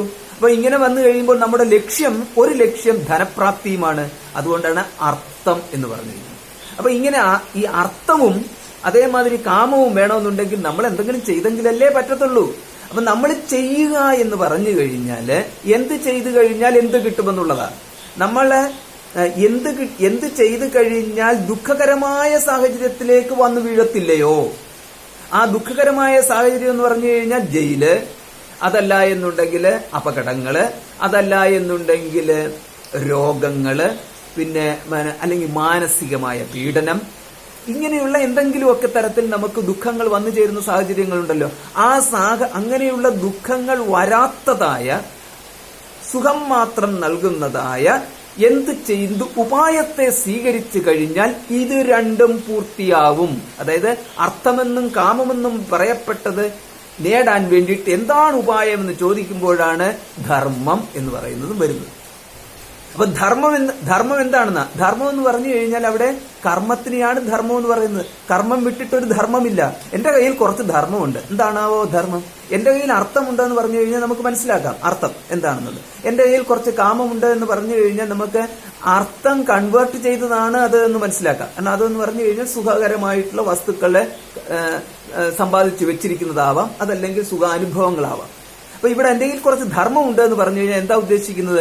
ധർമ്മമുണ്ട് എന്ന് പറഞ്ഞാല് അവിടെ നമ്മൾക്ക് രണ്ടു തരത്തിൽ പറയാം. അവിടെ ഈ ഭാവിയിലേക്ക് അർത്ഥമായിട്ടും കാമമായിട്ടും മാറുവാൻ വേണ്ടുന്നതായ പുണ്യം എന്റെ കയ്യിലുണ്ട് എന്നർത്ഥം. അതാണ് അർത്ഥം. അപ്പം പുണ്യമാണ്, ധർമ്മത്തിന്റെ ഫലമായ പുണ്യത്തിനെയാണ് ധർമ്മം എന്നുള്ള വാക്കുകൊണ്ട് ഉദ്ദേശിക്കുന്നത്. അപ്പൊ അവിടെ കേവലം ധർമ്മം എന്ന് പറഞ്ഞു കഴിഞ്ഞാൽ കർമ്മത്തിനെയാണ് വേദശാസ്ത്രത്തിലെ ധർമ്മം എന്ന് പറഞ്ഞിരിക്കുന്നത്. അഥാധോ ധർമ്മ ജിജ്ഞാസ. ഇനിയിപ്പോൾ നമുക്ക് ധർമ്മത്തെക്കുറിച്ചുള്ള ജിജ്ഞാസയാവാം എന്ന് പറഞ്ഞാൽ ജ്ഞാതും ഇച്ഛാ ജിജ്ഞാസ, വിചാരം ചെയ്യാം, ധർമ്മത്തെക്കുറിച്ച് വിചാരം ചെയ്യാം എന്ന് പറഞ്ഞിരിക്കുന്ന മീമാംസാ സൂത്രത്തില്, കർമ്മശാസ്ത്രത്തിന്റെ ഏറ്റവും ആധികാരികമായ ഗ്രന്ഥമായിട്ടുള്ള ഈ മീമാംസാ സൂത്രത്തില് അവിടെ ഈ ആദ്യത്തെ സൂത്രം തന്നെ ധർമ്മ ജിജ്ഞാസ എന്നാണ് പറഞ്ഞിരിക്കുന്നത്. ധർമ്മത്തെക്കുറിച്ച് വിചാരം ചെയ്യാമെന്ന്. ധർമ്മത്തെക്കുറിച്ചുള്ള വിചാരം എന്ന് പറഞ്ഞാൽ വൈദികമായ കർമ്മത്തെക്കുറിച്ച് തന്നെയാണ് അവിടെ വിചാരം ചെയ്തിരിക്കുന്നത്. കർമ്മം വിട്ട് ഒരു ധർമ്മമില്ല എന്നത്. അപ്പൊ അവിടെ എന്ന് പറഞ്ഞു കഴിഞ്ഞാൽ എന്താ? അത് ധർമ്മം നേടുന്നത് അർത്ഥത്തിനും കാമത്തിനും ഉപയോഗിക്കാൻ വേണ്ടിയിട്ടുള്ള പുണ്യത്തിന് വേണ്ടിയിട്ടാണ്. അപ്രകാരം ഒരു പുണ്യം കൊണ്ട് ഒരുവന് നേടാൻ സാധിക്കുന്നത് എന്തൊക്കെയാണെന്നുള്ളത് നമ്മൾ ഈ ബ്രഹ്മലോക പ്രാപ്തി വരെയുള്ള സകലത്തിനെയും കുറിച്ച് പറയുകയുണ്ടായി. ഇനി ആ ധർമ്മം നേടുന്ന വ്യക്തി ആരാണെന്ന് അടുത്തത്. വ്യക്തി എന്ന് പറഞ്ഞു കഴിഞ്ഞാല് തീർച്ചയായിട്ടും ധർമ്മം നേടാൻ യോഗ്യനായ കർമ്മി, കർമ്മം ചെയ്യുന്ന വ്യക്തിയാണ് ധർമ്മം നേടാൻ യോഗ്യനായിട്ടുള്ള പുണ്യം നേടാൻ യോഗ്യനായിട്ടുള്ളവൻ. ധർമ്മം അനുഷ്ഠിക്കാൻ യോഗ്യനെന്ന് പറയുന്നതും ധർമ്മം നേടാൻ യോഗ്യനെന്ന് പറയുന്നതും ആരാ? കർമ്മി എന്നർത്ഥം. കർമ്മം ചെയ്യാൻ യോഗ്യനായിട്ടുള്ളവനാണ് പുണ്യം നേടാൻ യോഗ്യതയുള്ളത്. അപ്പൊ ഇത്രയും എത്തിക്കഴിഞ്ഞാൽ ആരാണ് കർമ്മം ചെയ്യുന്നത്? കർമ്മം ചെയ്യുന്നതെന്ന് പറയുന്നത് ആരാണോ ഒരുവൻ തന്നെ കർമ്മം ചെയ്യാൻ അർഹതയുള്ളവനായിട്ട് കാണുന്നത് അവനാണ് കർമ്മം ചെയ്യുന്നത്. വേറെ ആരും ചെയ്യത്തില്ല. നമുക്ക് ആർക്കാപ്പം ചെയ്യാൻ പറ്റുന്നത്? ഒരു ജീവാത്മാവ്. ആ ജീവാത്മാവ് മനുഷ്യ ശരീരത്തിൽ ഇരുന്നു കൊണ്ട് പുണ്യത്തിനും സുഖത്തിനുമൊക്കെ വേണ്ടിയിട്ട് പ്രയത്നിക്കണമെന്ന് ഉദ്ദേശിച്ചുകൊണ്ട് അവിടെ ബോധപൂർവം ചെയ്തു കഴിയുമ്പോൾ, അതല്ലാത്ത പക്ഷം അവിടെ മറ്റൊരാളെ ഹിംസിക്കണമെന്നുള്ള രീതിയിൽ, ഉപദ്രവിക്കണമെന്നുള്ള രീതിയിലും ബോധപൂർവം ചെയ്യുമ്പോൾ അത് കർമ്മം ഏത് വിധത്തിലാണെങ്കിലും ശരി ഉദ്ദേശത്തോടു കൂടിയിട്ട് ഫലത്തിന്മേൽ ദൃഷ്ടി വെച്ചുകൊണ്ട് പരന് ഉപകാരമോ അപകാരമോ എന്നുള്ളത് നോക്കിക്കൊണ്ട് പല വിധത്തിലുള്ള രീതിയിൽ നോക്കിക്കൊണ്ട് ചെയ്തു കഴിയുമ്പോൾ അതിനെ കർമ്മം എന്ന് പറയും. ഇതാണ് കർമ്മത്തിന്റെ നിർവചനം. അപ്പൊ ഈ കർമ്മത്തിന്റെ നിർവചനം അനുസരിച്ച് ഇവിടെ മനുഷ്യ ശരീരത്തിലേക്ക് ഒരുവന് കിട്ടിക്കഴിഞ്ഞാൽ കർമ്മമായി. മനുഷ്യ ശരീരമല്ലാതെ ഒരു മൃഗശരീരമാണ് ഒരുവിന് കിട്ടുന്നതെങ്കിൽ പിന്നെ കർമ്മമില്ല. അപ്പൊ നമ്മളിത് ചോദിക്കുക, എന്താ മനുഷ്യനും മൃഗവും തമ്മിലെല്ലാം നല്ല പ്രകടമായ വ്യത്യാസമുണ്ടല്ലോ എന്ന്. സത്യത്തിൽ പ്രകടമായ ഒരു വ്യത്യാസവുമില്ല. മനുഷ്യന്റെ ആ മനുഷ്യ ശരീരം ഒന്ന് കടഞ്ഞ് ഉടച്ചെടുത്തിട്ട് ഒരു വ്യത്യസ്തമായ രീതിയിൽ ഒരു ബലൂണിന്റെ മാതിരി ഒന്ന് ചുരുക്കി നിവർത്തി കഴിഞ്ഞു കഴിഞ്ഞാൽ മറ്റൊരു ശരീരമായി, ഒരു മൃഗശരീരമായി. ഒരു മാനവ ശരീരവും മനുഷ്യ ശരീരവും കൂടെ നോക്കിക്കഴിഞ്ഞാൽ ആ കാര്യത്തിൽ വ്യത്യാസമൊന്നുമില്ല. ഒരു പശുവിന്റെ ശരീരവും വ്യത്യാസമൊന്നുമില്ല. ഒരു ബേസിക് ആയിട്ട് പുറത്തുള്ള ചില ഘടനാഭേദങ്ങൾ മാത്രമേ ഉള്ളൂ. കണ്ണിന് കണ്ണ്, ചെവിക്ക് ചെവി, പഞ്ചജ്ഞാനേന്ദ്രിയങ്ങൾ എന്ന് പറയുന്ന 5 ജ്ഞാനേന്ദ്രിയങ്ങൾ, അവയ്ക്കുമുണ്ട് 5 ജ്ഞാനേന്ദ്രിയങ്ങൾ, 1 2 ചിലപ്പോൾ കുറവുണ്ടായെന്ന് വരാം. അതൊരു കുറ്റമല്ല. പക്ഷെ 5 ശേഷം 6 പറയുന്ന ഒന്നില്ല. അതേമാതിരി പഞ്ചകർമ്മേന്ദ്രിയങ്ങൾ 1 2 കുറവുണ്ടാവാം. അല്ലെങ്കിൽ ഇതിനകത്ത് ഒരെണ്ണം തന്നെയാണെന്നുണ്ടെങ്കിൽ 2 കാലുകൾക്ക് പകരം 1000 കാലുകളാവാം. അതല്ല എന്നുണ്ടെങ്കിൽ ഇതേമാതിരി അനേകം കാലുകളുള്ള ജീവികളാവാം, 8 കാലാവാം. 2 കൈയും കൂടെ ചേർത്ത് കഴിയുമ്പോൾ മൊത്തത്തിൽ നമുക്ക് വേറെ രൂപത്തിൽ പ്രകടമാവുന്നു എന്നതുകൊണ്ട് ആ വ്യക്തി ഒരു മനുഷ്യരിൽ നിന്ന് വ്യത്യസ്തനായ ഏതോ മറ്റൊരു തത്വമാണ് എന്ന് ഇവിടെ നമ്മൾ ആധ്യാത്മിക ശാസ്ത്രത്തിൽ ഒരിക്കലും ഗണിക്കുന്നില്ല. ഇവിടെ ആധ്യാത്മിക ശാസ്ത്രത്തില് ഒരു ജീവാത്മാവ് പുറത്തേക്ക് പോകുകയാണ്. എവിടെ നിന്ന്? പ്രകൃതിയിൽ നിന്ന്, മൂലപ്രകൃതിയിൽ നിന്നും പുറത്തേക്ക് ഒരു ജീവാത്മാവ് പോകുമ്പോൾ ആ ജീവാത്മാവിന് പോകുന്ന സമയത്ത് ഒരു കിഴിയെടുത്ത് കയ്യിലോട്ട് കൊടുക്കും മൂലപ്രകൃതി മഹാമായ. ആ കിഴി എന്ന് പറഞ്ഞിട്ട് ആ കിഴിയിലോട്ട് ഇവൻ കയറിക്കോളാൻ പറയും. ആ കിഴിയിലോട്ട് അതൊരു ഭാണ്ഡത്തിലേക്ക് കൊടുക്കും. അതെന്ന് പറഞ്ഞു കഴിഞ്ഞാൽ ഇനി അവൻ അനുഭവിക്കാൻ പോകുന്ന ഫലം എന്താണോ ആ ഫലം അനുഭവിക്കാൻ സാമർഥ്യമുള്ള, ആ ഫലം അനുഭവിക്കാൻ യോഗ്യമായ ഒരു ശരീരമാണ് ആ കിഴി എന്ന് പറയുന്നത്. അതിലേക്ക് അവനെ അങ്ങ് കയറ്റിവിട്ടു. അങ്ങനെ കയറ്റിവിട്ട് കഴിയുമ്പോൾ ആ ശരീരം ഒരു മനുഷ്യ ശരീരമാണ് എങ്കിൽ അവനൊരു മനുഷ്യനായിട്ട് വന്നു. ആ ശരീരം ഒരു കുറുക്കന്റെ ശരീരമാണെങ്കിൽ അവനൊരു കുറുക്കനായിട്ട് വന്നു. ചുരുക്കത്തിൽ ഒരു ജീവാത്മാവ് ഇപ്രകാരം കുറുക്കനായിട്ട് വരാനുള്ള സാധ്യതയുണ്ട്, മനുഷ്യനായിട്ട് വരാനുള്ള സാധ്യതയുണ്ട് എന്ന് മാത്രമല്ല ഏത് ജീവിയായിട്ടും വരാനുള്ള സാധ്യതയുണ്ട്. അപ്പൊ നമ്മൾ ഒരു മനുഷ്യനെ മറ്റൊരു മനുഷ്യൻ ഇവൻ നമുക്ക് തുല്യനെന്ന് കരുതുന്നത് പോലെ നാം അർത്ഥത്തെ ബോധിച്ചു കഴിയുമ്പോൾ, ശാസ്ത്രത്തെ ബോധിച്ചു കഴിയുമ്പോൾ നാം മനസ്സിലാക്കുന്ന ഒരു കാര്യം, ഇവിടെ ഒരു ജീവിയും മറ്റൊരു ജീവിയിൽ നിന്നും വ്യത്യസ്തനല്ല. അതുകൊണ്ട് സർവ്വജീവികൾക്കും തുല്യസ്ഥാനമാണ് ഈ പ്രപഞ്ചത്തിലുള്ളത്. സർവ്വ ജീവജാലങ്ങൾക്കും. ഒരു മനുഷ്യനും ഒരല്പം പോലും ഒരു സാധ്യത, ഒരു അവകാശം, ഒരു അധികാരം, ഒരു മഹിമ അല്പം പോലും ഇല്ല എന്നുള്ളതാണ്. സത്യത്തിൽ ഇവിടെ മഹിമ ആർക്കും ഇല്ല എന്നുള്ളതാണ്. എന്തു മഹിമയാണുള്ളത്? ഒരു മഹിമയും ആർക്കും അവകാശപ്പെടാനില്ല. തസ്യ മഹിമ, എല്ലാം അവന്റെ മഹിമ മാത്രം. അതേമാതിരി എത്രയെത്ര ജീവജാലങ്ങൾ, ഈ ജീവജാലങ്ങളുടെ മുഴുവനും ഉത്തരവാദിത്വം മനുഷ്യന് ആരും എഴുതി കൊടുത്തിട്ടില്ല. ഓരോ ജീവജാലങ്ങളും ജനിക്കുന്നതും ജീവിക്കുന്നതും അവരവർക്ക് വേണ്ടിയിട്ടാണ്. ഇപ്പൊ നമ്മൾ ഉടൻ തന്നെ പശുവിനെ മേടിച്ചിട്ട് പശുവിന് വിലയിടുന്നു. 1 ലക്ഷം രൂപ, 5 ലക്ഷം രൂപ പോത്തിനും പശുവിനും കാളയ്ക്കും ഒക്കെ വിലയിടുന്നു. ഇതെന്ന് പറഞ്ഞു കഴിഞ്ഞാൽ മറ്റ് ജീവികളെ അടിമയാക്കാനുള്ള അവകാശം ആർക്ക് കൊടുത്തു എന്നുള്ളതാണ്. എങ്ങനെയാണ് മറ്റൊരു ജീവിയുടെ ശരീരം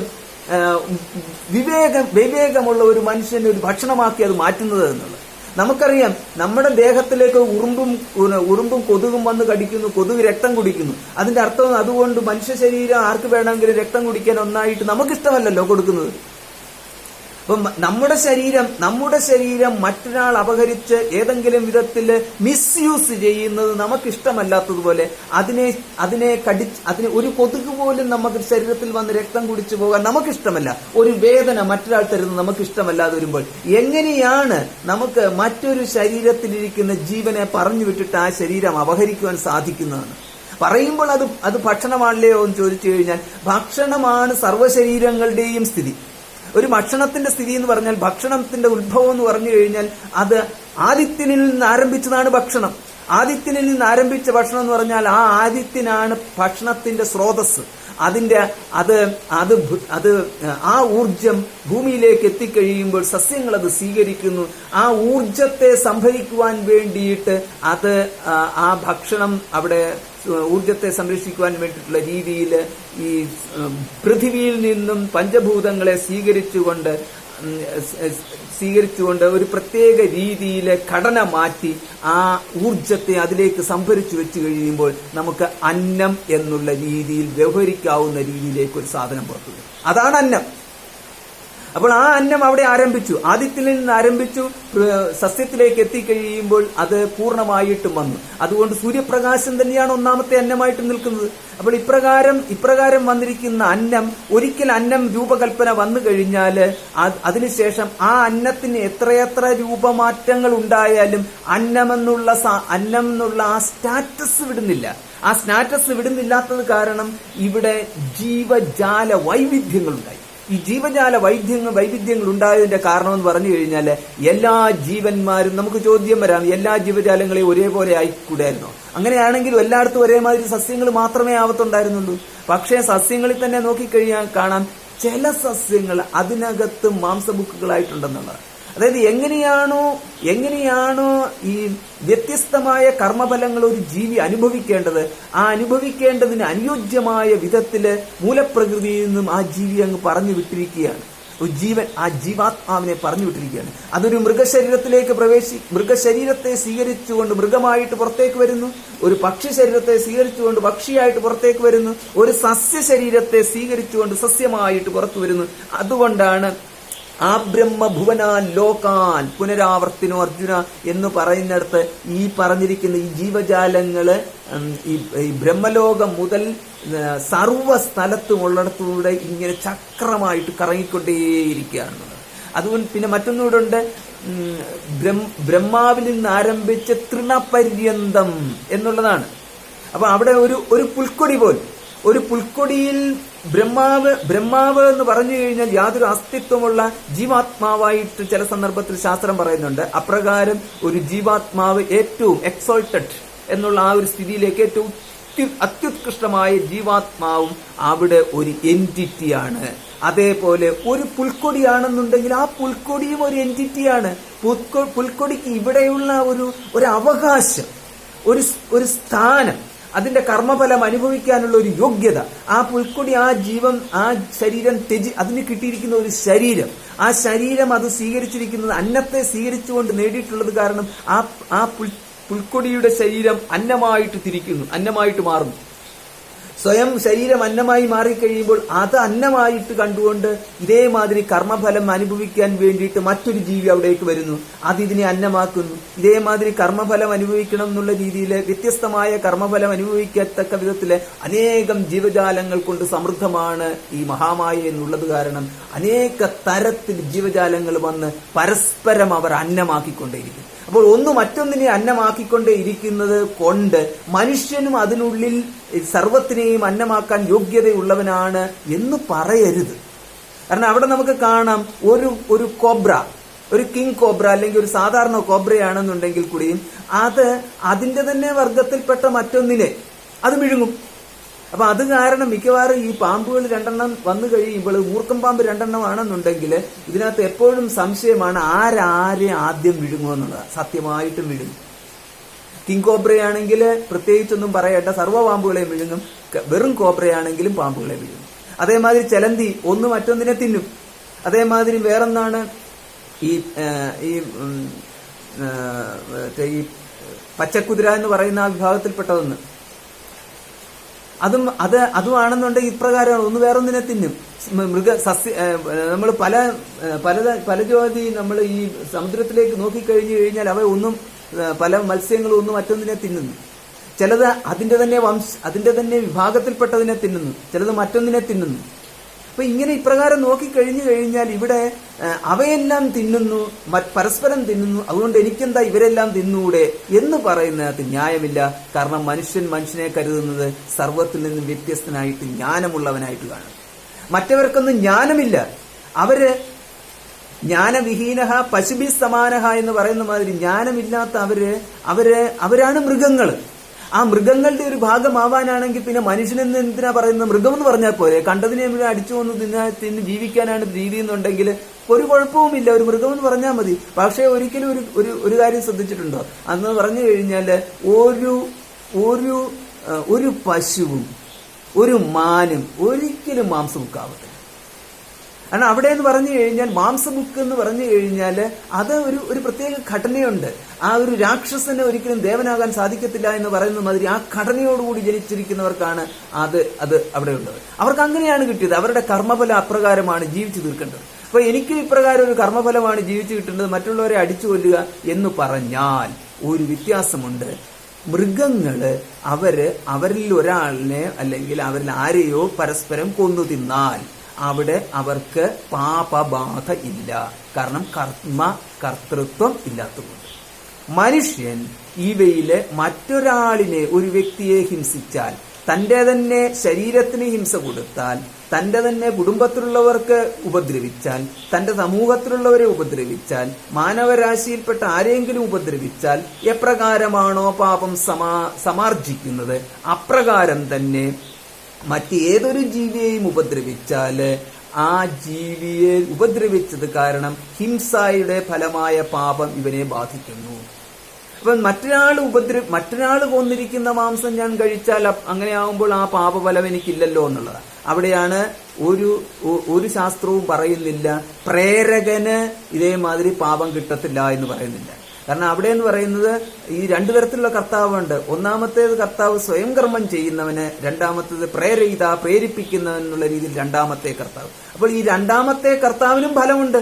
കാരണം അവൻ പ്രേരിപ്പിക്കുക എന്ന് പറഞ്ഞാൽ അവൻ ഒരാളെ മാത്രമല്ല അനേകം പേരെ പ്രേരിപ്പിക്കുന്നു. അപ്പോൾ ഒരു യുദ്ധത്തിന് ആഹ്വാനം കൊടുക്കുന്ന രാജാവിന്റെ പോലെ തന്നെയാണ് ഒരു യുദ്ധത്തിൽ ഇറങ്ങി പുറപ്പെടുന്ന ഒരു സൈനികൻ മറ്റൊരു സൈനികനെ നിഗ്രഹിച്ചു കഴിയുമ്പോൾ ഒരുവനെ നിഗ്രഹിച്ചതിന്റെ പാപം മാത്രമേ ബാധിക്കത്തുള്ളൂ. പക്ഷെ ഒരു രാജാവിനെ സംബന്ധിച്ചിടത്തോളം ഇത്രയും പേരെ നിഗ്രഹിച്ചവന്റെ പാപം അനുഭവിക്കുന്നു. നിർപഞ്ചത്ത് കൃമിയായി പിറന്നിടുന്നു എന്ന് പൂന്താനം പറഞ്ഞത് വെറുതെ അല്ല. കാരണം അന്നേരം നമ്മൾ വലിയ ആളാണെന്ന് നമുക്ക് തോന്നുന്നുണ്ടെങ്കിലും ഒന്ന് മരിച്ചു കഴിഞ്ഞാൽ എന്താണെന്നുള്ളതിന് ഒരു നിശ്ചയമില്ലാത്തത് കൊണ്ട് ശാസ്ത്രങ്ങൾ വളരെ വ്യക്തമായിട്ട് തന്നെ പറഞ്ഞിട്ടുണ്ട്. പിന്നീട് അനുഭവിച്ച കർമ്മങ്ങൾ അനുഭവിക്കാൻ വേണ്ടിയിട്ട് എത്ര ജന്മങ്ങൾ. ആ പൂന്താനത്തിന്റെ ജ്ഞാനപ്പാനി ഒന്ന് വായിച്ചാൽ മതി. ഇപ്പൊ അതിലേക്ക് നമ്മൾ പോകുന്നില്ല, കാരണം അത് എല്ലാവർക്കും ഒന്ന് വായിച്ചു നോക്കി അറിയാം എത്ര സാധ്യതകളാണെന്നുള്ളതാണ് ആ മഹാത്മാവായ പൂന്താനം പറഞ്ഞു വെച്ചിരിക്കുന്നത്. അങ്ങനെ പരന്നു കിടക്കുകയാണ്. അപ്പൊ നമ്മുടെ ഈ ജീവിതത്തിൽ ഒരു അല്പസമയം എന്തെങ്കിലും ഒരു ലാഭം കിട്ടിയാൽ ഒരു ലാഭവും നമ്മൾ വിചാരിക്കണ്ട. ഇത് നമ്മളെ ബോധിപ്പിക്കുന്നതാണ് ഇവിടെ നമ്മുടെ ഈ അവനവനിലേക്കുള്ള അന്വേഷണം കൊണ്ട് എത്തിക്കുന്നത്. അതിനെയാണ് അവിടെ പറഞ്ഞിരിക്കുന്നത് ജിജ്ഞാസ.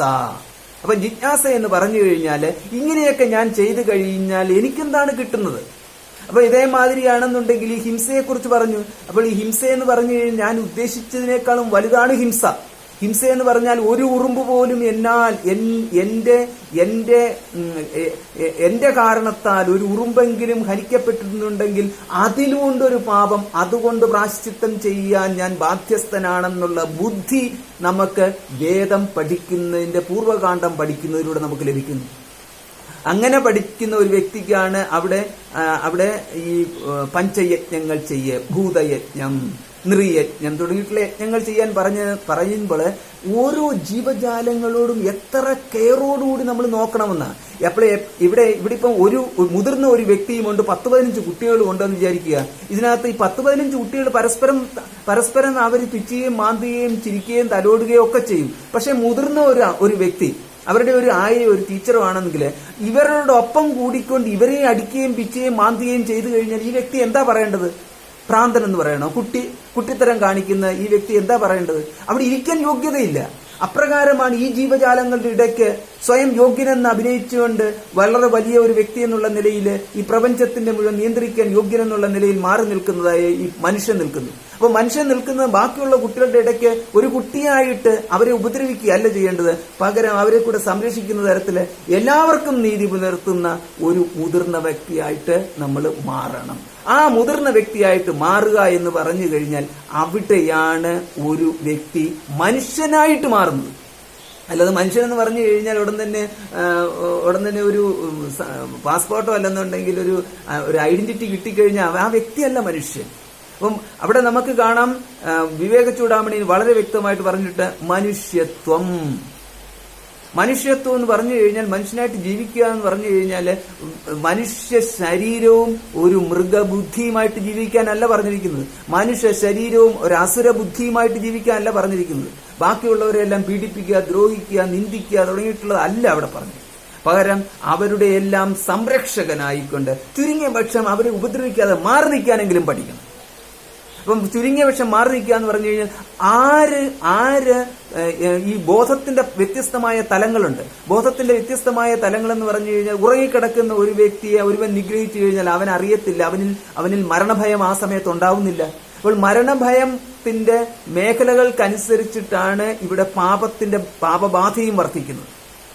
അപ്പൊ ശരിക്കും നല്ലതുപോലെ മനുഷ്യനോട് ഇണങ്ങുന്ന ഒരു മൃഗം ആ മനുഷ്യനോട് ഇണങ്ങിയിട്ട് താലോലി ചോമനിച്ച ആണ് ഇവർ ഭക്ഷണം തരുന്നതെന്നുള്ള രീതിയിൽ ദിവസേന പുല്ല് കൊണ്ടു കൊടുക്കുകയും ഭക്ഷണം കൊടുത്ത് വളർത്തിക്കൊണ്ടുവരുന്നത് ആ കുടുംബത്തിന്റെ തന്നെ ഭാഗമായിട്ട് മാറിയ ഒരു നായാവട്ടെ, ഒരു ആടാവട്ടെ, ഒരു കോഴിയാവട്ടെ, ഒരു പശുവാവട്ടെ, ഒരു സുപ്രഭാതത്തിൽ പിടിച്ചിട്ട് അതിന്റെ തല മുറിക്കാൻ വേണ്ടിയിട്ട് കത്തിയും കൊണ്ട് വരുന്ന കണ്ടു കഴിയുമ്പോൾ വീട്ടിൽ വളരുന്ന ഒരു കുഞ്ഞിന്റെ അത്രയും ബുദ്ധിയുള്ള ആ ജന്തുക്കൾക്ക് അവര് നിസ്സഹായരായിട്ട് എന്താണ് ഇവർ ചെയ്യുന്നതെന്ന് പോലും അറിയാത്ത പാവം. എന്തിനാണ് അതാണ് വളർത്തിക്കൊല്ലുന്നതിനകത്തോട്ട് ഇതൊക്കെ മനുഷ്യന് മാത്രമേ സാധിക്കത്തുള്ളൂ. മറ്റേതൊരു ജീവിയും ഒന്ന് ആലോചിച്ച് നോക്കിക്കഴിഞ്ഞാൽ ഒരു ആട്ടിൻകുട്ടിയും ഒരു പുലിക്കുട്ടിയും കൂടെ ഒരു സന്ദർഭവശാല അവർ ഒന്നിച്ച് ജനിച്ചു വീഴപ്പം തൊട്ട് തന്നെ പരിചയപ്പെട്ട് വന്നിരിക്കുകയാണെന്നുണ്ടെങ്കിൽ ആ പുലിക്ക് ഇനി എത്ര വളർന്നു കഴിഞ്ഞാലും ഈ ആട്ടിൻകുട്ടിയെ ഒരിക്കലും കൊല്ലാൻ മനസ്സ് വരത്തില്ല. കാരണം അവർ ഒന്നിച്ച് വളർന്നവരാണ്. അപ്പൊ ഇപ്രകാരം ഒന്നിച്ച് വളർന്നിട്ടുള്ള ഒരു കുടുംബത്തിൽ വളർത്തിക്കൊണ്ട് വന്നിട്ടുള്ള, അതായത് ഈ ഫാമുകൾ എന്ന് പറഞ്ഞിട്ട് മത്സ്യകൃഷിയും കോഴി കൃഷി എന്നൊക്കെ പറഞ്ഞിട്ടുള്ള ഈ കൃഷികളൊക്കെ ഉണ്ടല്ലോ, ഈ കൃഷി ഇതൊക്കെ ജീവജാലങ്ങളെ മുഴുവൻ അത്രയ്ക്ക് നിസ്സാരമാക്കി മാറ്റിക്കളഞ്ഞു. അവയുടെ കർമ്മഫലമാണ് അവരനുഭവിച്ചോട്ടെ എന്ന് പറഞ്ഞു കഴിഞ്ഞാൽ അവരുടെ കർമ്മഫലമാണ് അവരനുഭവിച്ചോട്ടെ എന്നുള്ളത് ഒന്ന്. പക്ഷെ ആ കർമ്മഫലം നമ്മൾ മുഖാന്തരം അനുഭവിക്കണമെന്നുള്ളത് രണ്ടാമത്തേത്. നമ്മൾ മുഖാന്തരം തന്നെ അവരനുഭവിച്ചോട്ടെ എന്ന് പറഞ്ഞു കഴിഞ്ഞാൽ അതിന്റെ കർമ്മഫലം നമുക്ക് വെച്ചിട്ടുണ്ട്, അനുഭവിക്കും എന്നുള്ളതാണ്. അതിന്റെ കർമ്മഫലം എന്താണെന്നുള്ളതാ. അതിന്റെ കർമ്മഫലം എന്ന് പറഞ്ഞു കഴിഞ്ഞാൽ ജന്മങ്ങളും പലത് കഴിഞ്ഞാലും ഇല്ല അവധി. അതുകൊണ്ട് ഈ ജന്മത്തിൽ ഇത് അനുഭവിച്ച് തീരുമെന്ന് നമ്മൾ വിചാരിക്കേണ്ടതില്ല. പിന്നെയും അതിങ്ങനെ തുടർന്നുകൊണ്ടേയിരിക്കും എന്നുള്ളത്. അത് പല വിധത്തിലുള്ള മാരക രോഗങ്ങൾ വരുന്നു എന്നുള്ളത് അർത്ഥത്തിലല്ല, പല വിധത്തിൽ എന്ന് പറഞ്ഞാൽ ചട്ടമ്പി സ്വാമികൾ ഒരിക്കൽ പറയുകയുണ്ടായി. അതായത് ഒരു പശുവും കാളയും കൂടി അദ്ദേഹത്തിന് ഒരു വീട്ടിലേക്ക് ചെന്ന് കഴിഞ്ഞപ്പോൾ ഈ പശുവും കാളയും ഇവര് അമറി. ഇത്രയേ ഉള്ളൂ.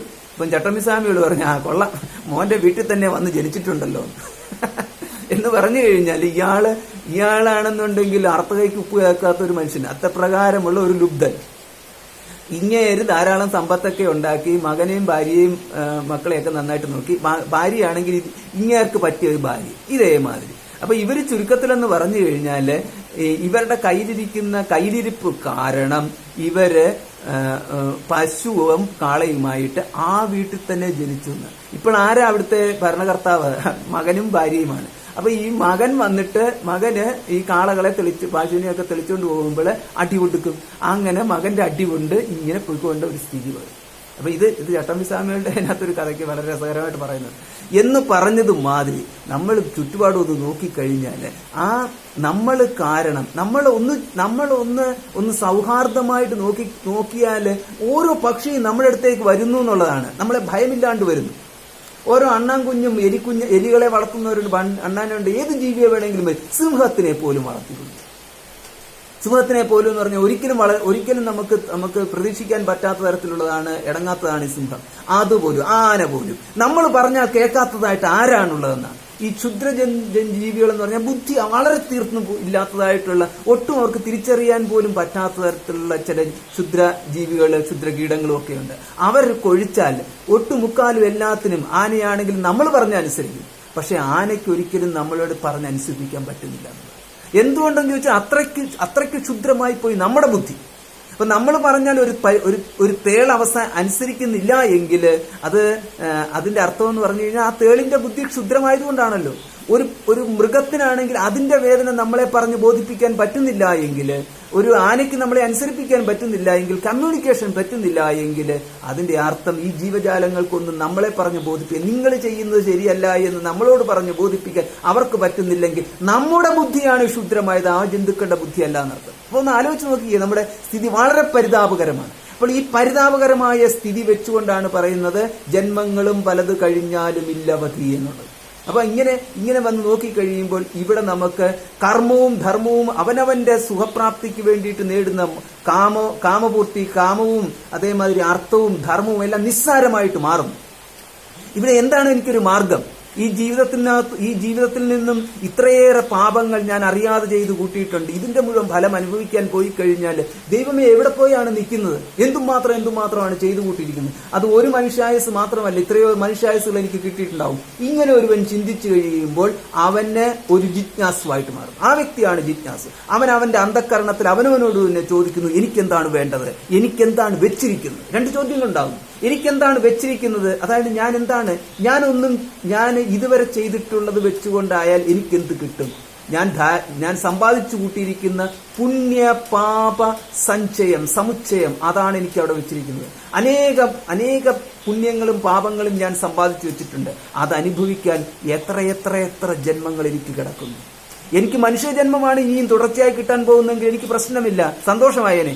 പക്ഷേ പൂന്താനത്തിന്റെ വരികൾ ഓർത്തു നോക്കിക്കഴിഞ്ഞാൽ അത് അങ്ങനെ കിടക്കുകയാണ്, പല്ലിയായിട്ടും പൂച്ചയായിട്ടും പാറ്റയായിട്ടും. കാരണം അതെല്ലാം ഓരോ ജീവാത്മാവാണല്ലോ, നമ്മുടെ മാതിരി തന്നെയുള്ള ഒരു ജീവാത്മാവാ. വന്നപ്പോൾ ഒരു ശരീരത്തിന് പകരം മറ്റൊരു ശരീരം കിട്ടിയെന്നേ ഉള്ളൂ. അതിന്റെ അർത്ഥം എന്ന് പറഞ്ഞാൽ ഈ പല്ലി പോയി കഴിഞ്ഞാൽ അടുത്ത വീണ്ടും തിരിച്ചു വരുന്നത് വേറൊരു മനുഷ്യനായിട്ട് തന്നെ ആയിരിക്കാം. അപ്പൊ അപ്രകാരം നമ്മൾ മനസ്സിലേക്ക് നമ്മുടെ ചിന്ത പോയി കഴിഞ്ഞാൽ നമ്മളിപ്പോൾ ഒരു സാധാരണ വ്യക്തിയല്ല, അസാധാരണ വ്യക്തിയായിട്ട് മാറി. നമ്മളൊരു മനുഷ്യനായി. അപ്പോഴാണ് നമ്മൾ മനുഷ്യനായത്. കാരണം മനുഷ്യൻ എന്ന് പറഞ്ഞു കഴിഞ്ഞാൽ എല്ലാത്തിനെയും ഉൾക്കൊണ്ട് കാണിക്കാൻ ദീർഘദർശിയായിരിക്കണം, വിശാല ദൃഷ്ടിയായിരിക്കണം. വിശാല ദൃഷ്ടിയോടും ദീർഘദർശിയായിട്ടും സർവ ജന്തുക്കളെയും സർവ ജീവജാലങ്ങളെയും സർവത്തിനെയും ഏക ആധാരത്തിൽ കാണാൻ സാമർഥ്യമുള്ളവനായിരിക്കണം. ഇവയെല്ലാം തന്നെ ആ പരബ്രഹ്മസ്വരൂപത്തിന്റെ അംശങ്ങളായിട്ട് അവതരിച്ചിരിക്കുന്നതാണെന്നുള്ള ദൃഷ്ടിയിൽ അവയെല്ലാം വിശുദ്ധമായിട്ട് കാണാൻ തക്ക യോഗ്യതയോട് കൂടിയിട്ടുള്ളവൻ മനുഷ്യനാവും. അപ്പോഴാണ് മനുഷ്യനായത്. മനുഷ്യത്വം. പിന്നീട് എന്താ വേണ്ടത്? ഇനി എനിക്ക് വേണ്ടത് ഈ ദുഃഖത്തിൽ നിന്നും ഈ സംസാരത്തിൽ നിന്നിന്റെ ഗതിയിൽ നിന്നും സമ്പാദിച്ചു കൂട്ടിയിരിക്കുന്ന ഈ ദുരിതപൂർണമായിട്ടുള്ള കർമ്മഫലങ്ങളിൽ നിന്നും ഒരു നിവൃത്തിയാണ് ഇനി എനിക്ക് വേണ്ടത്. അതിന് വേണ്ടതെന്ന് പറഞ്ഞാൽ എനിക്ക് ഈ സ്വാതന്ത്ര്യം, നിവൃത്തി വേണം എന്നുള്ള അർത്ഥം പ്രയോഗിച്ചു. അതിനെയാണ് മോക്ഷം എന്ന് പറയുന്നത്. എനിക്കിനിയാണ് വേണ്ടത് മോക്ഷം. അപ്പൊ എനിക്ക് മോക്ഷം വേണ്ടത് എന്തിനാണ്? എനിക്ക് മോക്ഷം വേണ്ടെന്ന് പറഞ്ഞാൽ ഞാൻ ഭാവിയിൽ വരാൻ പോകുന്ന ദുരിതങ്ങളുടെ ആ വലിയ പരമ്പരയെ ഞാൻ കണ്ടിട്ടാണ് എനിക്ക് മോക്ഷം വേണമെന്ന് പറഞ്ഞത്. അല്ലാതെ ഈ ജന്മത്തിലെ എനിക്ക് ഭാര്യയുടെ പ്രശ്നം കൊണ്ടോ ഭർത്താവിന്റെ പ്രശ്നം കൊണ്ടോ കുട്ടിയുടെ പ്രശ്നം കൊണ്ടോ അല്ലെങ്കിൽ സാമ്പത്തിക കടം കൊണ്ടോ എനിക്കൊരു മോക്ഷം വേണമെന്നുള്ളതല്ല. പകരം ജിജ്ഞാസു വിചാരം ചെയ്ത് ഒരു വ്യക്തമായ രീതിയിൽ ഒരു വിവേകിയായിട്ട് മാറി. അവിടെ ജിജ്ഞാസുവായിട്ട് നിൽക്കുന്നില്ല, പകരം വിവേകിയായിട്ട് മാറി. വിവേകി എന്ന് പറഞ്ഞാൽ വിവേക വിചാരം ചെയ്തവനായിട്ട്. ആ വിവേക വിചാരം ചെയ്തിട്ട് അതിന്റെ ബലം കൊണ്ട് ഇവിടെ മോക്ഷമാണ് എനിക്ക് വേണ്ടത് എന്ന് ചിന്തിച്ചു കഴിയുമ്പോൾ ഇവിടെ വേദത്തിൽ പറഞ്ഞിരിക്കുന്ന നാലാമത്തേത് നേടാനുള്ള അർഹതയുള്ളവനായിട്ട് മാറി. ആ നാലാമത്തേതിനെയാണ് പറഞ്ഞിരിക്കുന്നത് മോക്ഷം എന്ന് പറഞ്ഞിരിക്കുന്നത്. അതുകൊണ്ട് നമുക്ക് പുരുഷാർത്ഥം എന്ന് പറഞ്ഞാൽ എന്തൊക്കെയാണെന്ന് ചോദിക്കാം. ധർമ്മം, അർത്ഥം, കാമം, മോക്ഷം. ഈ പുരുഷാർത്ഥത്തെ കുറിച്ചാണ് ഇന്ന് പറഞ്ഞത് മുഴുവൻ, വേറൊന്നും അല്ല കേട്ടോ. അപ്പോൾ ഇവിടെ നമ്മള് മോക്ഷത്തിന് എനിക്കിപ്പോൾ മോക്ഷം എന്ന് പറയുന്ന പുതിയ ഒന്നിനെ ഞാൻ കണ്ടെത്തി. അത് അർത്ഥവും കാമവും ധർമ്മവും അല്ലാത്തത് കൊണ്ടാണ് മോക്ഷം എന്ന് പറഞ്ഞിരിക്കുന്നത്. നാലാമത്തേത് വേറെ വ്യത്യസ്തമാണ്. മോക്ഷത്തെക്കുറിച്ച് പറയാൻ സാരോപദേശ കഥകൾ കിട്ടിക്കഴിഞ്ഞാൽ മോക്ഷത്തെക്കുറിച്ച് പറയാൻ അവിടെ മോക്ഷം അതിന്റെ വിഷയമല്ല. ഉപാസനകൾ മോക്ഷത്തിന്റെ വിഷയമല്ല. ഉപാസനകൾ കൊണ്ട് എനിക്ക് സ്വർഗലോകം ബ്രഹ്മലോകം തുടങ്ങിയെടുത്ത് പോകാം, അതല്ലെങ്കിൽ എനിക്ക് ഉത്കൃഷ്ട ശരീരപ്രാപ്തി കിട്ടാം. പക്ഷെ അതുകൊണ്ടൊന്നും കാര്യമില്ല. ജന്മങ്ങളും പല കഴിഞ്ഞാലും ഇല്ലവധി എന്നുള്ളത് നമ്മൾ വീണ്ടും സ്മരിച്ചു കഴിഞ്ഞാൽ പാപം എന്ന് പറയുന്നത് പുണ്യം അനുഭവിച്ചു തീർന്നാൽ കിടക്കുന്നു പാപം. ഇനിയും പുണ്യം അനുഭവിച്ചുകൊണ്ട് തന്നെ ഇരിക്കെ കിടക്കുന്നു പാപം. ഏത് തരത്തിലാണ് വരുന്നതെന്ന് പറയാൻ പറ്റത്തില്ല. സർവ്വസമ്പദ് സമൃദ്ധിയോടും കൂടി വന്നു ഉദര രോഗിയുമായി പോരെ. അതല്ലാന്നുണ്ടെങ്കിൽ ഉദരരോഗമൊന്നുമില്ല, ഭക്ഷണം എത്ര വേണമെങ്കിലും കഴിക്കാം. പക്ഷെ പ്രശ്നം എന്ന് പറഞ്ഞു കഴിഞ്ഞാൽ ഭക്ഷണം കഴിക്കുന്നതിനകത്താണെന്നുണ്ടെങ്കിൽ ഒരു ലക്കും ലഗാനും ഇല്ല, ഒരു സ്റ്റോപ്പ് ഇല്ലാത്ത തരത്തിൽ കഴിച്ചുകൊണ്ടിരിക്കാനുള്ള ഒരു പ്രേരണ ഇഷ്ടം പോലെ ഉണ്ട് താനും. അപ്പൊ നമുക്ക് ഒരാൾ എഴുന്നേക്കണമെന്നുണ്ടെങ്കിൽ 4 പേര് അപ്പുറം പൊക്കണം, ഇരുത്തണമെന്നുണ്ടെങ്കിൽ ഇതേമാതിരി പോരെ. പക്ഷെ നിർത്താനും പറ്റുന്നില്ല. അപ്പൊ ഈ പുണ്യവും പാപവും ഏതെല്ലാം തരത്തിലാണ് ബാധിക്കുന്നതെന്ന് പറയാൻ പറ്റത്തില്ല. കാരണം നമുക്കെല്ലാം സുഖകരമായിട്ടുണ്ട്, നമ്മുടെ കൂട്ടത്തിലിരിക്കുന്നവർക്ക് ദുരിതങ്ങളായി. നമ്മുടെ കൂട്ടത്തിലിരിക്കുന്ന നമ്മുടെ മക്കൾക്കാണെന്നുണ്ടെങ്കിൽ അതേമാതിരി ഭാര്യ ഭർത്താവ് തുടങ്ങിയിട്ടുള്ള പല പല ബന്ധങ്ങളുണ്ട്. ഈ ബന്ധങ്ങളിൽ ആർക്ക് വരുന്ന ദുരിതവും നമ്മുടെ ദുരിതമായിട്ട് മാറുന്നു. ഇങ്ങനെ പല വിധത്തിലാണ് ദുരിതങ്ങൾ വരുന്നത്. അപ്പൊ ഇതിനകത്തു നിന്നൊക്കെ ഒന്ന് മാറണമെന്നുണ്ടെങ്കിൽ എന്താണ് ഒരു പരിഹാരം എന്ന് ചോദിച്ചു കഴിയുമ്പോൾ ഇനിയും ഇത്രയും, അതായത് നമ്മുടെ ജീവിതത്തിന്റെ തുടക്കം 10 വയസ്സോ 12 വയസ്സോ ഒക്കെ ആണെന്നുണ്ടെങ്കിൽ ധർമ്മത്തെക്കുറിച്ചും ഉപാസനയെക്കുറിച്ചും ഒക്കെ ചിന്തിക്കാൻ നമുക്ക് സമയമുണ്ട്. ഇതിപ്പോ നമുക്ക് 70 വയസ്സായി, 80 വയസ്സായി, 90 വയസ്സായി, അല്ലെങ്കിൽ 40 വയസ്സായി, 50 വയസ്സായി എന്ന് പറഞ്ഞാൽ ഇനിയും വീണ്ടും ഒരു ഉപാസന എന്ന് പറഞ്ഞാൽ ഇതുവരെ തോന്നാത്തൊരു കാര്യം ഇനിയിപ്പോൾ എപ്പോൾ തോന്നാനാണ്. ഇനി അഥവാ ഇനിയിപ്പോൾ എന്ന് പറഞ്ഞു കഴിഞ്ഞാൽ 10 മിനിറ്റ് വേണ്ടിയിട്ട് ജപിച്ചു എന്ന് പറഞ്ഞു കഴിഞ്ഞാൽ ബാക്കിയുള്ള ഈ 10 മിനിറ്റ് കൊണ്ടുള്ള ജപം കൊണ്ട് നമ്മുടെ പ്രശ്നങ്ങൾ മുഴുവൻ തീരുമോ? ഒരു ദിവസം 10 മിനിറ്റിന് അല്ലല്ലോ ഒരു ദിവസം എന്ന് പറയുന്നത്. 24 മണിക്കൂർ കിടക്കുകയാണ്. 24 മണിക്കൂറിൽ 10 മിനിറ്റ് ബാക്കി വെച്ചിട്ട് നമുക്ക് 24 ബാക്കിയുള്ള സമയം മുഴുവൻ ജപിക്കാൻ പറ്റുമോ? അപ്പൊ നമ്മുടെ ഉപാസന ചെയ്തു കഴിഞ്ഞാൽ, ധർമ്മം ചെയ്തു കഴിഞ്ഞാൽ അല്പമാണ്, തുച്ഛമാണ്. അതുകൊണ്ട് നമുക്ക് ഒന്നും ഇങ്ങോട്ട് മുന്നേറാൻ പറ്റത്തില്ല. 10 മണിക്കൂർ ഒരുവൻ ധ്യാനിക്കാൻ പറ്റത്തില്ല, ജപിക്കാൻ പറ്റത്തില്ല. എങ്ങനെ എന്ത് ചെയ്യാൻ പറ്റും? 8 മണിക്കൂർ വേണം ഉറങ്ങാൻ തന്നെ. അതല്ലാന്നുണ്ടെങ്കിൽ 4-5 മണിക്കൂർ വേണം ബാക്കിയുള്ള കാര്യങ്ങൾ വെറുതെ കുളിക്കാനും ഒക്കെ ആയിട്ട് തന്നെ വേണ്ടി വരും. പിന്നെ ഏതെങ്കിലും ജോലി ഉണ്ടെന്നുണ്ടെങ്കിൽ ജോലിക്കും പോയി കഴിഞ്ഞു കഴിഞ്ഞാൽ ജോലിയും എടുത്ത് അങ്ങോട്ടും ഇങ്ങോട്ടും നടന്ന് എല്ലാം കൂടെ കഴിയുമ്പോഴത്തേക്ക് സമയവും പോയി. എന്നിട്ട് 10 മിനിറ്റ് ജപിച്ചിട്ട് എല്ലാം എനിക്ക് പൂർണ്ണതയായി എന്ന് പറഞ്ഞു കഴിഞ്ഞാൽ അതിനെയാണ് ബാലിശം എന്ന് പറയുന്നത്. അത് മൂഢത എന്ന് പറയുന്നത്. അതുകൊണ്ട് നമുക്ക് ഇങ്ങനെയുള്ള ഈ ധർമ്മത്തിന്റെ മേഖലയിലെയും അതേമാതിരി ഉപാസനയുടെയും മേഖലയിലും ഒക്കെ അല്പം നേടിക്കൊണ്ട് ഈ ത്രൂ ഔട്ട് ജപം പാരായണം നടത്തിയാൽ പോലും അതൊന്നും ഈ സഞ്ചയിച്ചു വെച്ചിരിക്കുന്ന പാപത്തെ ക്ഷയിപ്പിക്കുവാൻ സാമർഥ്യമുള്ളതല്ല. അപ്പൊ ഇതിനൊക്കെ വേണ്ടിയിട്ട് പരിഹാരം എന്താണെന്ന പരിഹാരമാണ് അവിടെ. ഇതിനു വേണ്ടിയിട്ട് നമ്മൾ കർമ്മത്തിന്റെ മാർഗം അല്ല സ്വീകരിക്കേണ്ടത്, പകരം ജ്ഞാനത്തിന്റെ മാർഗം സ്വീകരിക്കണമെന്ന് പറഞ്ഞിട്ട് ഇതിനെ പ്രകാരഭേദങ്ങള് അഥവാ മാർഗദ്വയങ്ങൾ, 2 മാർഗങ്ങൾ പറഞ്ഞു. അപ്പൊ രണ്ടാമത്തെ മാർഗമായിട്ടുള്ള നേരിട്ട് കർമ്മത്തെ ആശ്രയിക്കാതെ ജ്ഞാനം കൊണ്ട് മോക്ഷം പ്രാപിക്കാനുള്ള മാർഗമാണ് നമുക്ക് ഉപനിഷത്തിലൂടെ ലഭിക്കുന്നത്. അതുകൊണ്ട് ഉപനിഷത്ത് പഠിക്കുന്നവര് ശ്രദ്ധിക്കേണ്ട ഒരു വിഷയം, ഇത് മറ്റൊരിടത്തുനിന്നും കിട്ടത്തില്ല. ഉപനിഷത്ത് ജ്ഞാനം എന്ന് പറയുന്നത് ഒന്നുകൊണ്ടും ഒരിടത്തുനിന്നും കിട്ടത്തില്ല. സമൂഹത്തിൽ സുലഭമായിട്ട് ലഭിക്കുന്നത് അല്ല ഉപനിഷത്ത് എന്ന് പറയുന്നത്. ഉപനിഷത്ത് എന്ന് പറഞ്ഞു കഴിഞ്ഞാൽ ആർക്കും ഉപനിഷത്ത് ജ്ഞാനം എന്ന് പറയുന്നത് നമുക്ക് ഒരു സങ്കല്പിച്ച് ജ്ഞാനം നേടി എന്ന് പറഞ്ഞ രീതിയിൽ എനിക്കായി എന്നുള്ള രീതിയിൽ നമുക്ക് മാറ്റിവെക്കാൻ പറ്റത്തില്ല. നമ്മള് കുറച്ച് ജപം നടത്തിയതിനു ശേഷം എനിക്കായി എന്നൊരു തോന്നലിൽ നമ്മൾ കുറച്ച് മാറ്റിവെച്ചെന്ന് വരാം. പക്ഷെ അപ്രകാരം ചെയ്യാൻ ഇത് ഉപനിഷത്ത് സാധ്യവുമല്ല. അപ്രകാരമുള്ള ഈ ഉപനിഷത്തിന്റെ മഹത്വം നമ്മൾ നല്ല ബോധത്തോടുകൂടി ഇരിക്കണം. എന്നിട്ട് വേണം നമ്മൾ ഉപനിഷത്ത് പഠിക്കാനിരിക്കാൻ. അങ്ങനെ വരുമ്പോഴാണ്, അല്ലെങ്കിൽ നമ്മൾ ഇങ്ങനെ ഉപനിഷത്ത് ഈശാവാസ്യം കഴിഞ്ഞ് ഇനി കേനം പഠിക്കും. കേനം അതേമാതിരി 4 ദിവസം കൊണ്ട് കേനം പഠിപ്പിച്ചു കഴിഞ്ഞപ്പോൾ 4 ദിവസം എന്നുള്ളത് 3 ദിവസം ആക്കുക. പാരായണം ചെയ്താലും മതി എന്ന് നമ്മൾ പറയും. പാരായണം കഴിഞ്ഞ് കഴിയുമ്പോൾ ഈശവും കഴിഞ്ഞ് കേനവും കഴിഞ്ഞ് എന്നാൽ കടമെടുക്കുക. കടം നമുക്ക് എത്ര ദിവസം വേണ്ടി വരും? ഒരാഴ്ച വേണ്ടി വരുമായിരിക്കും. ഒരാഴ്ച വേണ്ട, 5 ദിവസം കൊണ്ട് അങ്ങ് തീർക്കുക. നമുക്ക് തീർക്കാനാണ് സാമർഥ്യം. തീർക്കുക. അപ്പം തീർത്തിട്ട് കാര്യമില്ല. തീർത്തെന്ന് പറഞ്ഞു കഴിഞ്ഞാൽ എന്ത് തീർത്തു എന്നുള്ള പുസ്തകം തീർത്തു, നമ്മുടെ കർമ്മഫലം തീർത്തോ, നമ്മുടെ ദുരിതം തീർത്തോ, നമ്മുടെ ഭാവിയിലേക്ക് വരാൻ കിടക്കുന്ന ജന്മാന്തരങ്ങളിലൂടെ അനുഭവിക്കാൻ കിടക്കുന്ന ഈ സർവ സംസാരങ്ങളുടെയും ഈ ഭാണ്ഡം, ഈ മഹത്തായ ഈ സംസാര സാഗരത്തെ അവസാനിപ്പിച്ചോ? ഒന്നുമില്ലല്ലോ. പുസ്തകം തീർത്തിട്ട് എന്ത് കാര്യമില്ല. ചിലർ ജപിച്ച് തീർക്കുന്നു, ചിലരാണെന്നുണ്ടെങ്കിൽ യജിച്ച് തീർക്കുന്നു, യജ്ഞം ചെയ്ത് തീർക്കുകയാണ്. അതായത് സാമഗ്രികൾ മുഴുവനും കൂടെ നീണ്ടത്തിലേക്ക് ഇട്ട് കഴിഞ്ഞാൽ സമ്പൂർണ്ണമായി എന്നുള്ളതാണ്. അതുകൊണ്ടെന്ന് പറഞ്ഞു കഴിഞ്ഞാൽ ഈ അല്പാൽപമായ പുണ്യങ്ങൾ നിങ്ങൾ ആർജിക്കുന്നുണ്ട്. പക്ഷെ ആ അല്പാൽപമായ പുണ്യങ്ങൾ ആർജിച്ചോളൂ, വിഷമിക്കേണ്ട കാര്യമില്ല. പക്ഷെ അതാണ് ഉപനിഷത്ത് എന്ന് വിചാരിക്കരുത്. ഉപനിഷത്ത് എന്ന് പറഞ്ഞാൽ വ്യക്തമായിട്ടുള്ള ഒരു ഒരു മാർഗമുണ്ട്, വ്യക്തമായിട്ടുള്ള നിർദ്ദേശമുണ്ട്, വ്യക്തമായിട്ട് അത് നമ്മളെ മുക്തിയിൽ കൊണ്ട് എത്തിച്ചിരിക്കും. ഒരിക്കൽ ഉപനിഷത്തിലേക്ക് കടന്നാൽ നിങ്ങൾ മുക്തിയിലേ അവസാനിക്കത്തുള്ളൂ. അതാണ് ഭഗവാൻ പറഞ്ഞത് മാമേവ ശരണം എന്നുള്ളത്. സർവധർമാൻ പരിത്യജ്യ മാമേവ ശരണം വ്രജ അഹം ത്വാ സർവപാപേഭ്യ. അതായത് ഉപനിഷത്തിലേക്കുള്ള പ്രവേശിക്കൽ എന്ന് പറയുന്നതും ഭഗവാനെ ആശ്രയിക്കൽ എന്ന് പറയുന്നതും രണ്ടും ഒന്നാണ്. ഉപനിഷത്ത് സാര സർവസ്വം ആണ് ഭഗവാൻ. അതാണ് കാര്യം. അപ്പം ഭഗവാൻ ഉപനിഷത്ത് സാര സർവസ്വം ആയതുകൊണ്ട് ഉപനിഷത്ത് പഠനവും ഭഗവത് ജ്ഞാനവും രണ്ടും ഏകകാലത്ത് തന്നെ സംഭവിക്കുന്നു.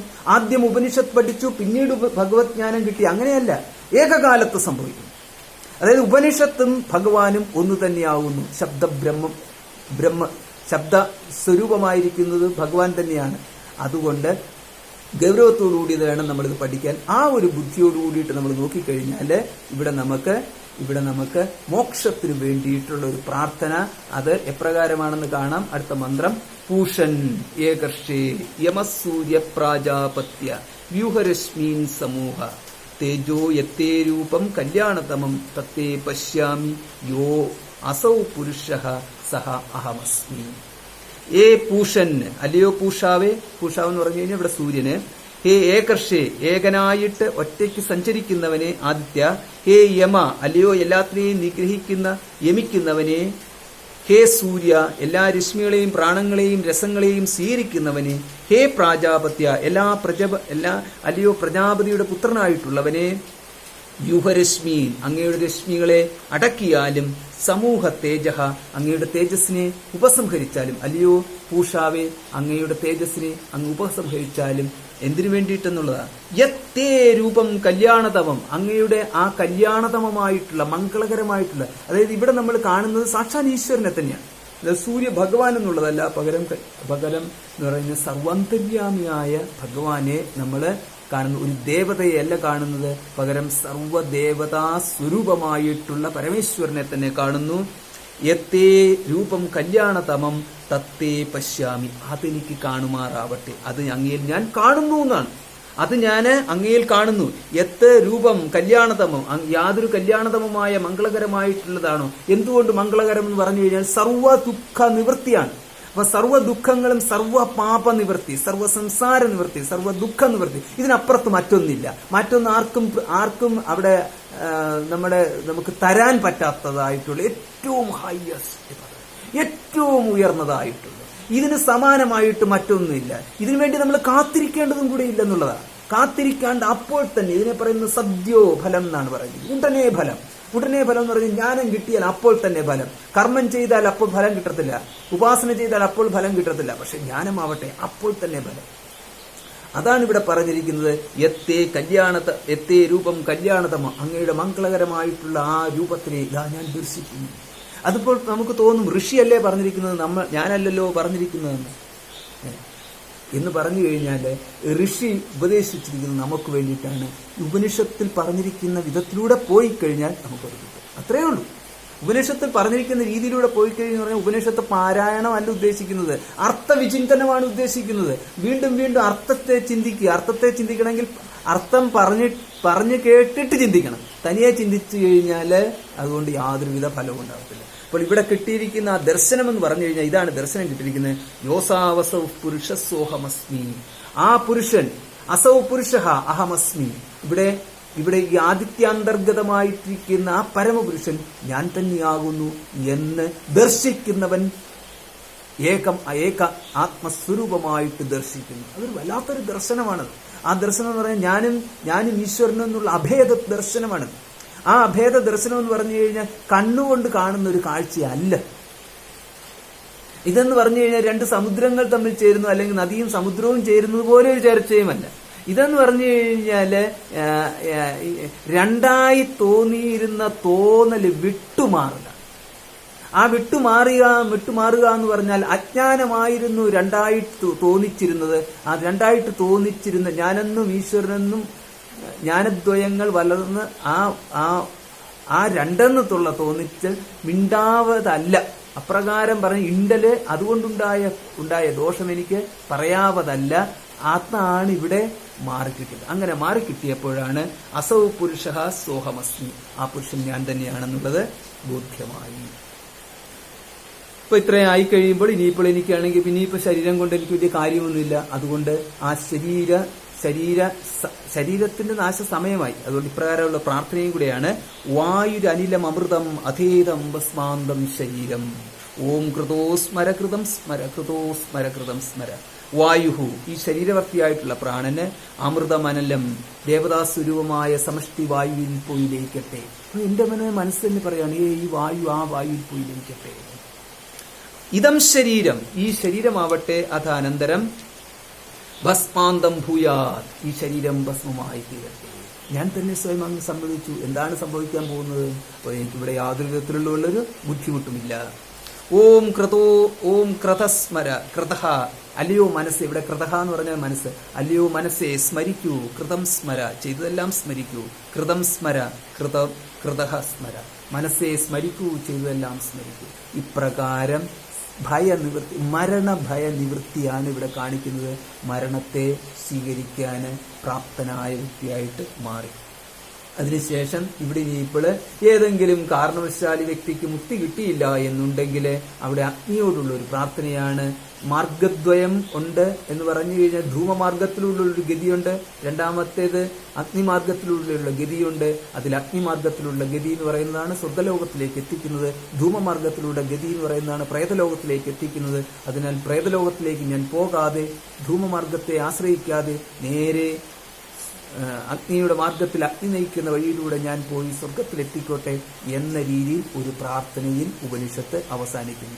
ഇൻ കേസ് ജ്ഞാനം കൊണ്ട് ഒരാൾക്ക് മുക്തി ലഭിച്ചില്ല എന്ന്. അതാണ് ആ ഉപനിഷത്തിൽ പൂർണ്ണത വരുത്തിയിരിക്കുന്നത്. ഇവിടെ പറയുന്നതാണ് അഗ്നി നയ സുപതാരായസ്മാൻ വിശ്വാനി ദേവ വയുനാനി വിദ്വാൻ യുയോദ്യസ്മദ് ജുഹുരാണമേനഹ ഭൂയിഷ്ടാം തേ നമ ഉക്തിം വിധേമ. ഹേ അഗ്നിദേവ, അല്ലയോ അഗ്നിദേവ, വിശ്വാനി വൈനാനി, എല്ലാ കർമ്മങ്ങളെയും ജ്ഞാനങ്ങളെയും വിദ്വാൻ അറിയുന്ന അങ്ങ്, അസ്മാൻ സുപഥാരായേ, ഞങ്ങളെ ശോഭനമായ മാർഗത്തിലൂടെ നയിച്ചാലും, യുയോധി, ഞങ്ങളെ വേർപെടുത്തിയാലും, അസ്മദ്ജുഹുരാണം ഏനഹ, ഈ വഞ്ചനാരൂപമായ കുടിലമായിട്ടുള്ള ഈ പാപരൂപമായിട്ടുള്ള ഈ സംസാരത്തിൽ നിന്നും ഞങ്ങളെ മോചിപ്പിച്ചാലും, തേ ഭൂയിഷ്ടാം നമ ഉക്തിം വിധേമ, അങ്ങേ വീണ്ടും വീണ്ടും വീണ്ടും ഞങ്ങൾ നമിക്കുന്നു. ഇതോടുകൂടിയിട്ട് ഈശാവാസ്യ ഉപനിഷത്ത് അവസാനിച്ചു. ഇനി നമുക്ക് ഇതിന്റെ ശാന്തി മന്ത്രം. ഓം പൂർണ്ണമദഃ പൂർണ്ണമിദം പൂർണ്ണാത് പൂർണ്ണമുദച്യതേ പൂർണ്ണസ്യ പൂർണ്ണമാദായ പൂർണ്ണമേവാവശിഷ്യതേ. ഓം ശാന്തി ശാന്തി ശാന്തി. ഹരി ഓം ശ്രീ ഗുരുഭ്യോ നമഃ. ഹരി ഓം.